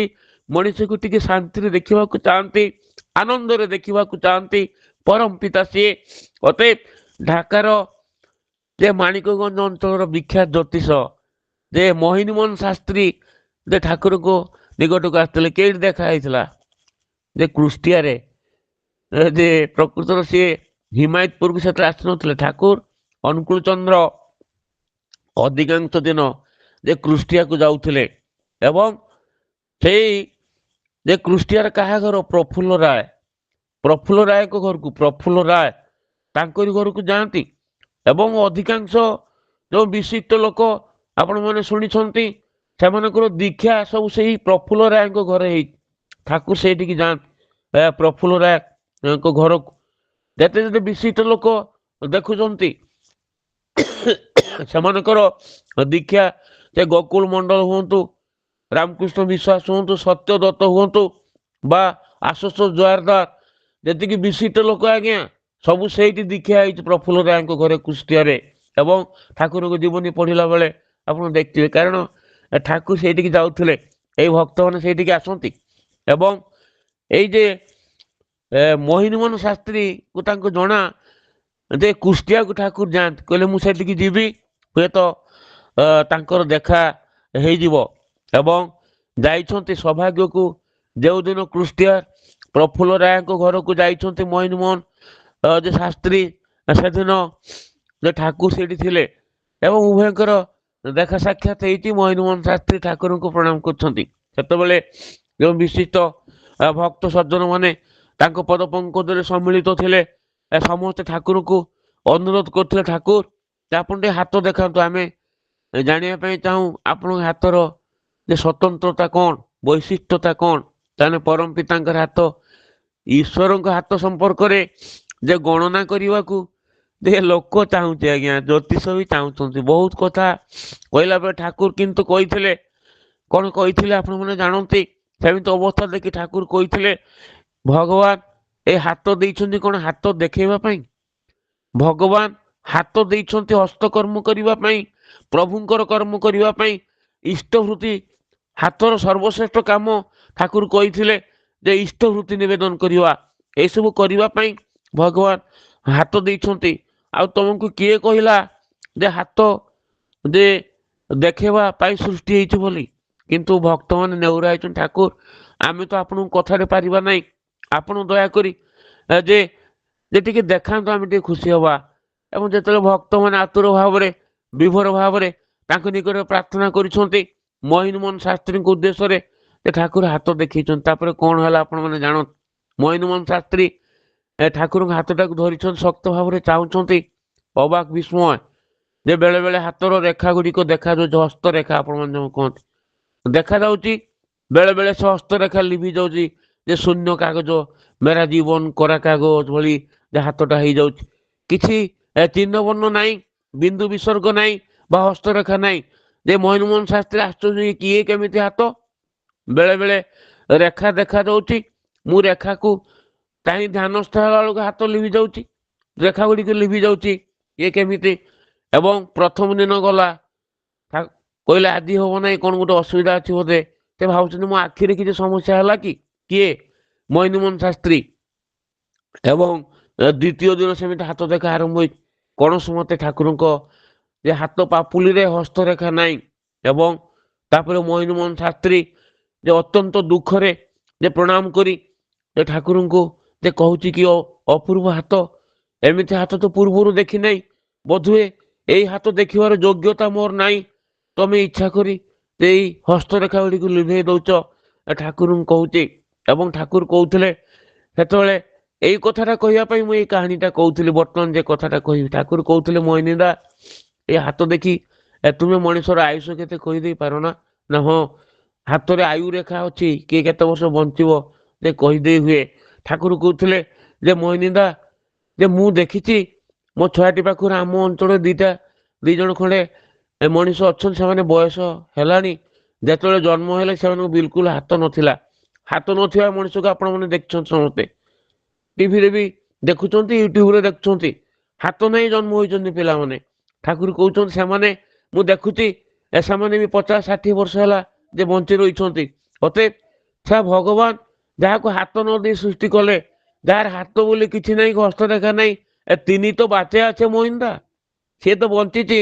ଆଉ ତମେ କାହିଁକି କହୁଛ ଯେ ହାତର ରେଖା ଦେଖି ବୟସ କହିଦବ? ସେମାନଙ୍କର ତ ହାତ ନାହିଁ କି ଆଙ୍ଗୁଳି ନାହିଁ କି ପାପୁଲି ନାହିଁ, ସେମାନେ ବିନା ହାତରେ ଜନ୍ମ ହେଇଛନ୍ତି। ସେମାନେ କ'ଣ ବଞ୍ଚି ନାହାନ୍ତି ମହିନିନ୍ଦା? ଚାହିଁଛନ୍ତି ମହିନମୋହନ ଶାସ୍ତ୍ରୀ ଆଜ୍ଞା ଜୀବନର ବାସ୍ତବ ପୃଷ୍ଠଭୂମି। ଠାକୁର କହିଥିଲେ ଏଇ ହାତ ଦ୍ୱାରା ଯେ କର୍ମ କରାଯାଏ, ଈଶ୍ୱର କର୍ମ, ଏ ହାତର ହସ୍ତରେଖା ଥାଉ ବା ନଥାଉ, ସେଇ ଲୋକମାନଙ୍କୁ 2 ଜଣଙ୍କୁ ଦେଖିଛି ଜନ୍ମରୁ ହାତ ନାହିଁ, ସେମାନେ ତ ବଞ୍ଚିଛନ୍ତି। ତାହେଲେ ହସ୍ତରେଖାର ଆବଶ୍ୟକତା କ'ଣ? ଏ କଥା କାହିଁକି ମଣିଷକୁ ଶିଖଉଛନ୍ତି ମହିନିନ୍ଦା? ବରଂ ଯଦି ଦୟାକରି ଏଇ ହାତ ଦେଇ ଇଷ୍ଟକର୍ମ କରିବାର ପ୍ରେରଣା ମଣିଷକୁ ଦିଆଯାଏ, ଏଇ ହାତ ଦେଇ ପ୍ରଭୁଙ୍କ ପ୍ରତି ଯେ ଯେତେ ପ୍ରକାରର କର୍ମ ଅଛି ଆନନ୍ଦରେ ମଣିଷ କରିବାର ପ୍ରେରଣା ପାଏ, ତେବେ ଜୀବନ ସାର୍ଥକ ହୁଏ, ଧନ୍ୟ ହୁଏ। ଏଇ କଥା ଠାକୁର ସେତେବେଳେ କହୁଛନ୍ତି। ଅବାକ ବିସ୍ମୟ। ଏବଂ ସେଇ ମହିନମୋହନ ଶାସ୍ତ୍ରୀ ଠାକୁରଙ୍କ ଗୋଡ଼ ତଳେ ପଡ଼ି ଯାଇଛନ୍ତି ଏବଂ ଠାକୁର ପ୍ରଣାମ କରିଛନ୍ତି ଏବଂ ଠାକୁରଙ୍କୁ ଜୀବନରେ ବରଣ କରିଛନ୍ତି, ଠାକୁରଙ୍କର ମନ୍ତ୍ର ଶିଷ୍ୟ ହେଇଛନ୍ତି। ଆପଣମାନେ ଜାଣନ୍ତି ଜୀବନର ପୃଷ୍ଠଭୂମିକୁ ଯେ ସୁନ୍ଦର କରିବା ପାଇଁ, ମଞ୍ଜୁଳ କରିବା ପାଇଁ, ପ୍ରାଣବନ୍ତ କରିବା ପାଇଁ, ଏମିତି ଅନେକ କଥା ଆମ ସମସ୍ତଙ୍କୁ ସାଧନା କରିବାକୁ ପଡ଼ିବ। ଆମେ ସମସ୍ତେ ସଂସାରୀ ମଣିଷ, ଘର ସଂସାର ଭିତରେ ଆତଯାତ ହଉଛେ, ସ୍ତ୍ରୀ ପୁତ୍ର ପରିବାର ଯେ ଆମର ଅଛି, ସମସ୍ତଙ୍କୁ ଇଷ୍ଟ ଭାବରେ ଯେମିତି ପ୍ରେରିତ ଆମେ କରିବା। କାରଣ ଆପଣମାନେ ଜାଣନ୍ତି ଭାଗବତର ସେଇ କଥା, ବୈକୁଣ୍ଠ ସମାନ ଆହା ଅଟେ ସେଇ ଘର, ପରସ୍ପର ସ୍ନେହ ଦେଇ ଥାଏ ନିରନ୍ତର। ଏଇ ଘରଟା ବୈକୁଣ୍ଠ ହଉ ଠାକୁରଙ୍କ ପାଖରେ ଏଇ କଥାଟା ଆଲୋଚନା ହେଇଥିଲା। ସେଇ କଥାଟା କହି ବାଣୀକୁ ମୁଁ ବିରାମ ଦେବି। ଅବশ্যଇ ସ୍ୱାମୀ ଟିକେ ଦେବେନ୍ଦ୍ର ଏଇ କହିଦେବେ, କାରଣ ଦେହଟା ସେତେ ଭଲ ଲାଗୁନାହିଁ। ଆଉ ଆକସ୍ମିକ ଏକ ଦୁଃଖଦ ଘଟଣାର ଖବର ପାଇଲୁ ମୁଁ ସ୍କୁଲ ପାଖରେ ଏଇ ଜଷ୍ଟ। ସେମାନେ ବାରମ୍ବାର ଟେଲିଫୋନ କରୁଛନ୍ତି ମୋର ପ୍ରିୟ ମଣିଷର କଥା, ମୋ ପ୍ରିୟ ଗୁରୁ ଭାଇର କଥା, ଗୋଟେ ଦୁର୍ଘଟଣାର କଥା ସାଙ୍ଗେ ସାଙ୍ଗେ ଖବର ଆସୁଛି। ମୁଁ ଜାଣି ସାରିଲିଣି ଘଟଣାଟା କ'ଣ। ଆଉ ମତେ ଏଇ ବୈକୁଣ୍ଠ କଥା ଠାକୁରଙ୍କ ନିକଟରେ ଆଲୋଚନା ହଉଥିଲା। ଠାକୁର କହୁଥିଲେ ଆଜ୍ଞା ଏତେ କଥା ଆମେ ଠାକୁରଙ୍କ ନିକଟକୁ ନ ଆସିଥିଲେ ଜାଣିପାରିଥାନ୍ତେ। ଏମିତି ତ ଆମେ କହୁ, କେତେ ସହଜ ସରଳ ଶାନ୍ତ କାନ୍ତ ବିମୋହିତ ଛନ୍ଦରେ ଠାକୁର ଆଜ୍ଞା ଜୀବନର ପ୍ରତ୍ୟେକ ପୃଷ୍ଠାକୁ ରଞ୍ଜିତ କରିଦିଅନ୍ତି। କହିଲେ ଠାକୁର କହୁଛନ୍ତି ବୈକୁଣ୍ଠ ମାନେ ଯେ ବିଷ୍ଣୁପୁରୀ। ସତ କଥା, ଆମେ ବୈକୁଣ୍ଠ ମାନେ କହି ବିଷ୍ଣୁଙ୍କ ଘର, କିନ୍ତୁ ଠାକୁରଙ୍କ ଭାଷା ବିଷ୍ଣୁପୁରୀ, ଯେଉଁ ପୁରରେ ବିଷ୍ଣୁ ରହନ୍ତି। ଏବଂ ଏମିତି ତ କଥା ଅଛି ଯେ ବିଗତ ହୋଇଛି କୁଣ୍ଠା ଯେଉଁଠି ସେଟା ବୈକୁଣ୍ଠ, ଯେଠି କିଛି କୁଣ୍ଠା ନାହିଁ ସେଇଟା ହଉଛି ବୈକୁଣ୍ଠ। ଏ କଥା ତ କୁହାଅଛି, ଠାକୁର କହୁଛନ୍ତି। ଆଜ୍ଞା ଠାକୁର ତାପରେ ଯେ କଥାଟା କହିଲେ ସେଟା ଅନନ୍ୟ ଅନୁପମ କଥା। ଠାକୁର କହୁଛନ୍ତି ଏଇ କୁଣ୍ଠା ମାନେ ତୁମରା କି ବୁଝ, ଯେଇଠି କୁଣ୍ଠା ନାହିଁ ସେଇଟା ବୈକୁଣ୍ଠ। ଏଇ କୁଣ୍ଠା ମାନେ ତୁମରା କି ବୁଝ।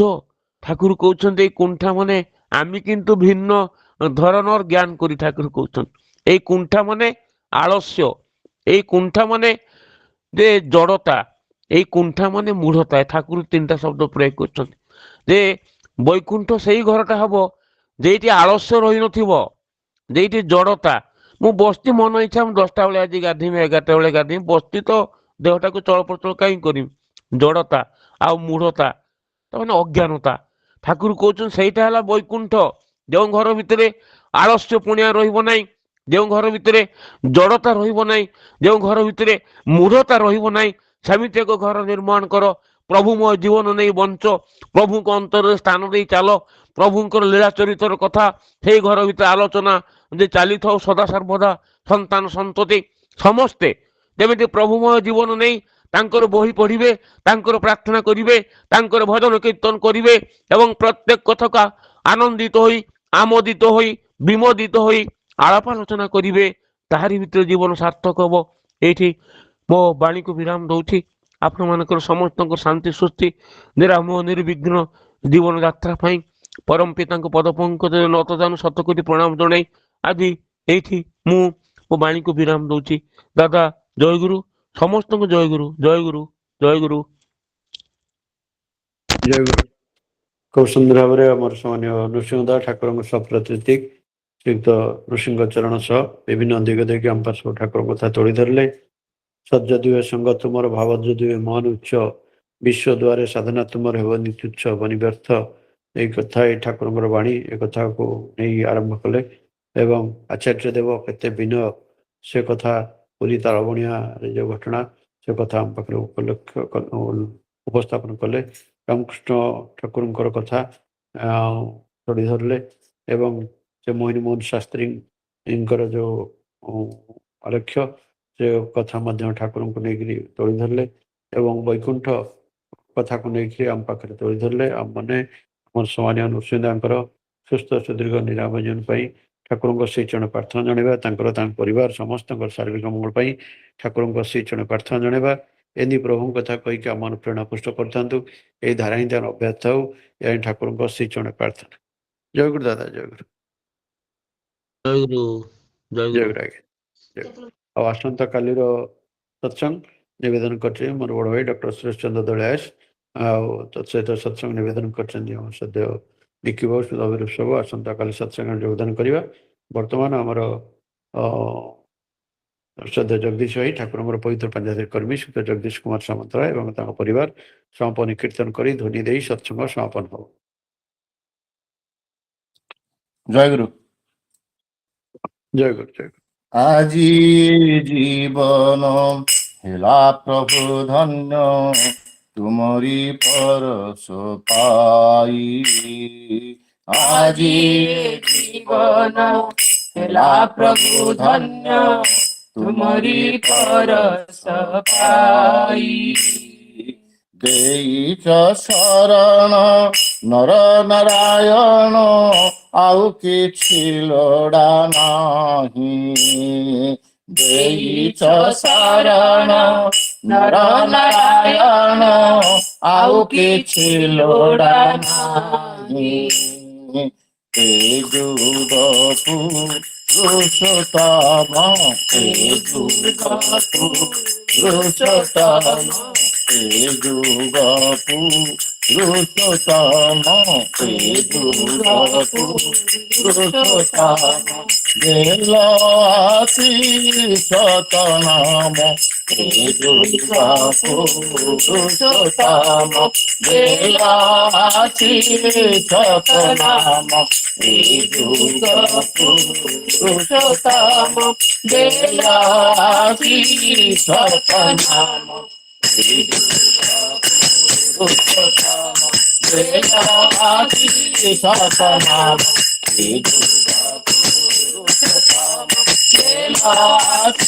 सतनाम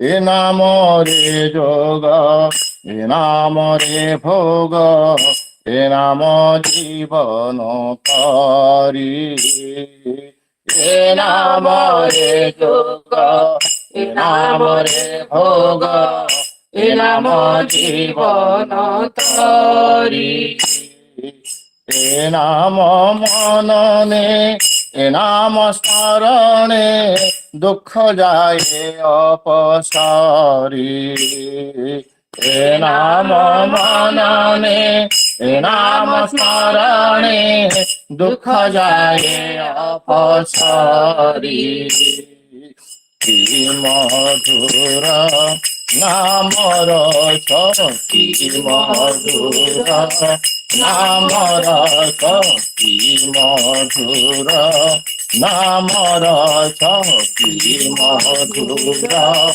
नाम रस नाचे मनोर परास की मधुर नाम रस नाचे मनोर परास की मधुर नाम रस नाचे मनोर परास मधुर नाम रस नाचे मनोर परास मधुर नाम रस नाचे मनोर परास मधुर नाम रस नाचे मनोर परास मधुर नाम रस नाचे मनोर परास मधुर नाम रस टूटिछि तिमिर उइछि भास्कर आलोकित ए संसार टूटिछि तिमिर उइछि भास्कर आलोकित ए संसार तिला जहा सुप्त करिल जाग्रत कल जीवन संसार तिला जहा सुप्त करिल जाग्रत कल जीवन संसार जुगे जुगे अवतरी जुगे जुगे अवतरी जुगे जुगे अवतरी जुगे जुगे अवतरी प्रभु हे करे छपारी जुगे जुगे अवतरी प्रभु हे करे छपारी जुगे जुगे अवतरी प्रभु हे करे छपारी जुगे जुगे अवतरी प्रभु हे करे छपारी प्रभु ने कर सफाई जुगे जुगे अवतारी प्रभु ने कर सफाई जुगे जुगे अवतारी प्रभु ने कर सफाई जुगे जुगे अवतारी वंदे पुरुषोत्तमं वंदे पुरुषोत्तमं वंदे वंदे पुरुषोत्तमं वंदे पुरुषोत्तमं वंदे पुरुषोत्तमं परम प्रेममय श्री श्री ठाकुर चंद्र जी की परम प्रेममय श्री श्री ठाकुर चंद्र जी की परम प्रेममय श्री श्री ठाकुर चंद्र जी की परम जगत जननी श्री श्री वर्मा की परमाराध्या जगत जननी श्री श्री वर्मा की परमाराध्या जगत जननी श्री श्री वर्मा की वरदा के बाद श्री श्री वरदा की परम श्री श्री वरदा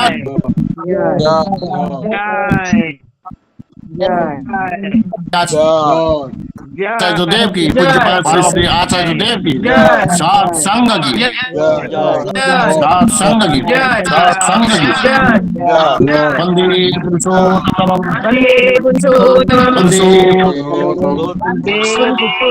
वंदे आर्य वंदे मातृ वंदे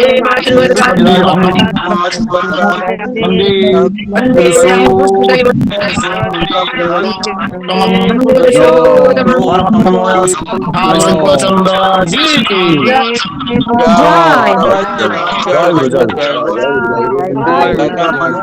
समस्त ऋतिक दादा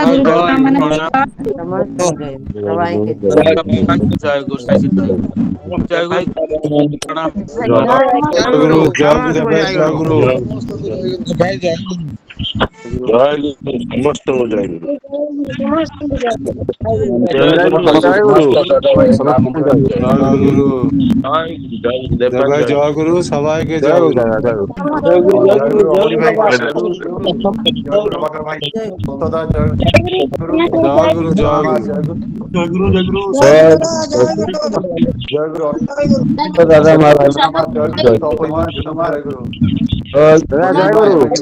दादा जय गुरु माँ मन जय गुरु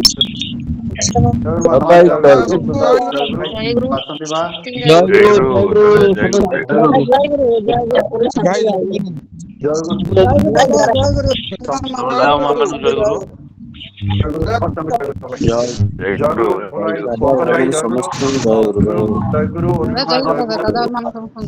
हेमागिनी माँ पदिनी माँ जय गुरु मायाधर भाई प्रभाकर भाई गुरुधर भाई समस्त जय गुरु सबाई जय गुरु प्रदीप भाई जय गुरु समस्त जय गुरु प्राणकृष्ण भाई जय गुरु समस्त जय गुरु दादा जय गुरु दादा समस्त जय गुरु जय गुरु जय गुरु सबाई के जय गुरु फाइनल परिवार समस्त समस्त जय जय गुरु जय जय गुरु जय गुरु जय गुरु जय गुरु जय गुरु समस्त जय गुरु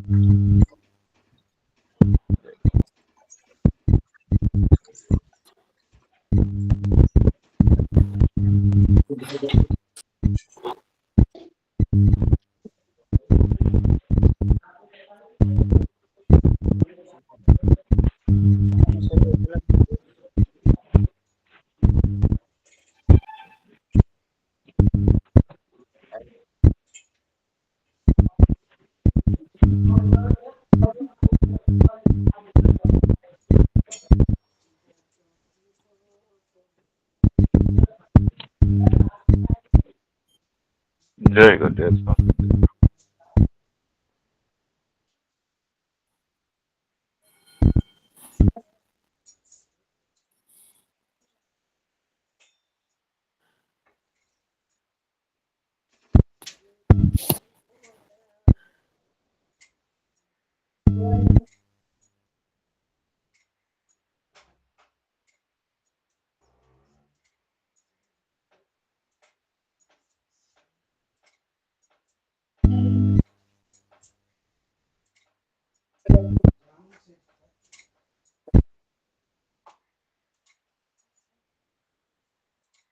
Thank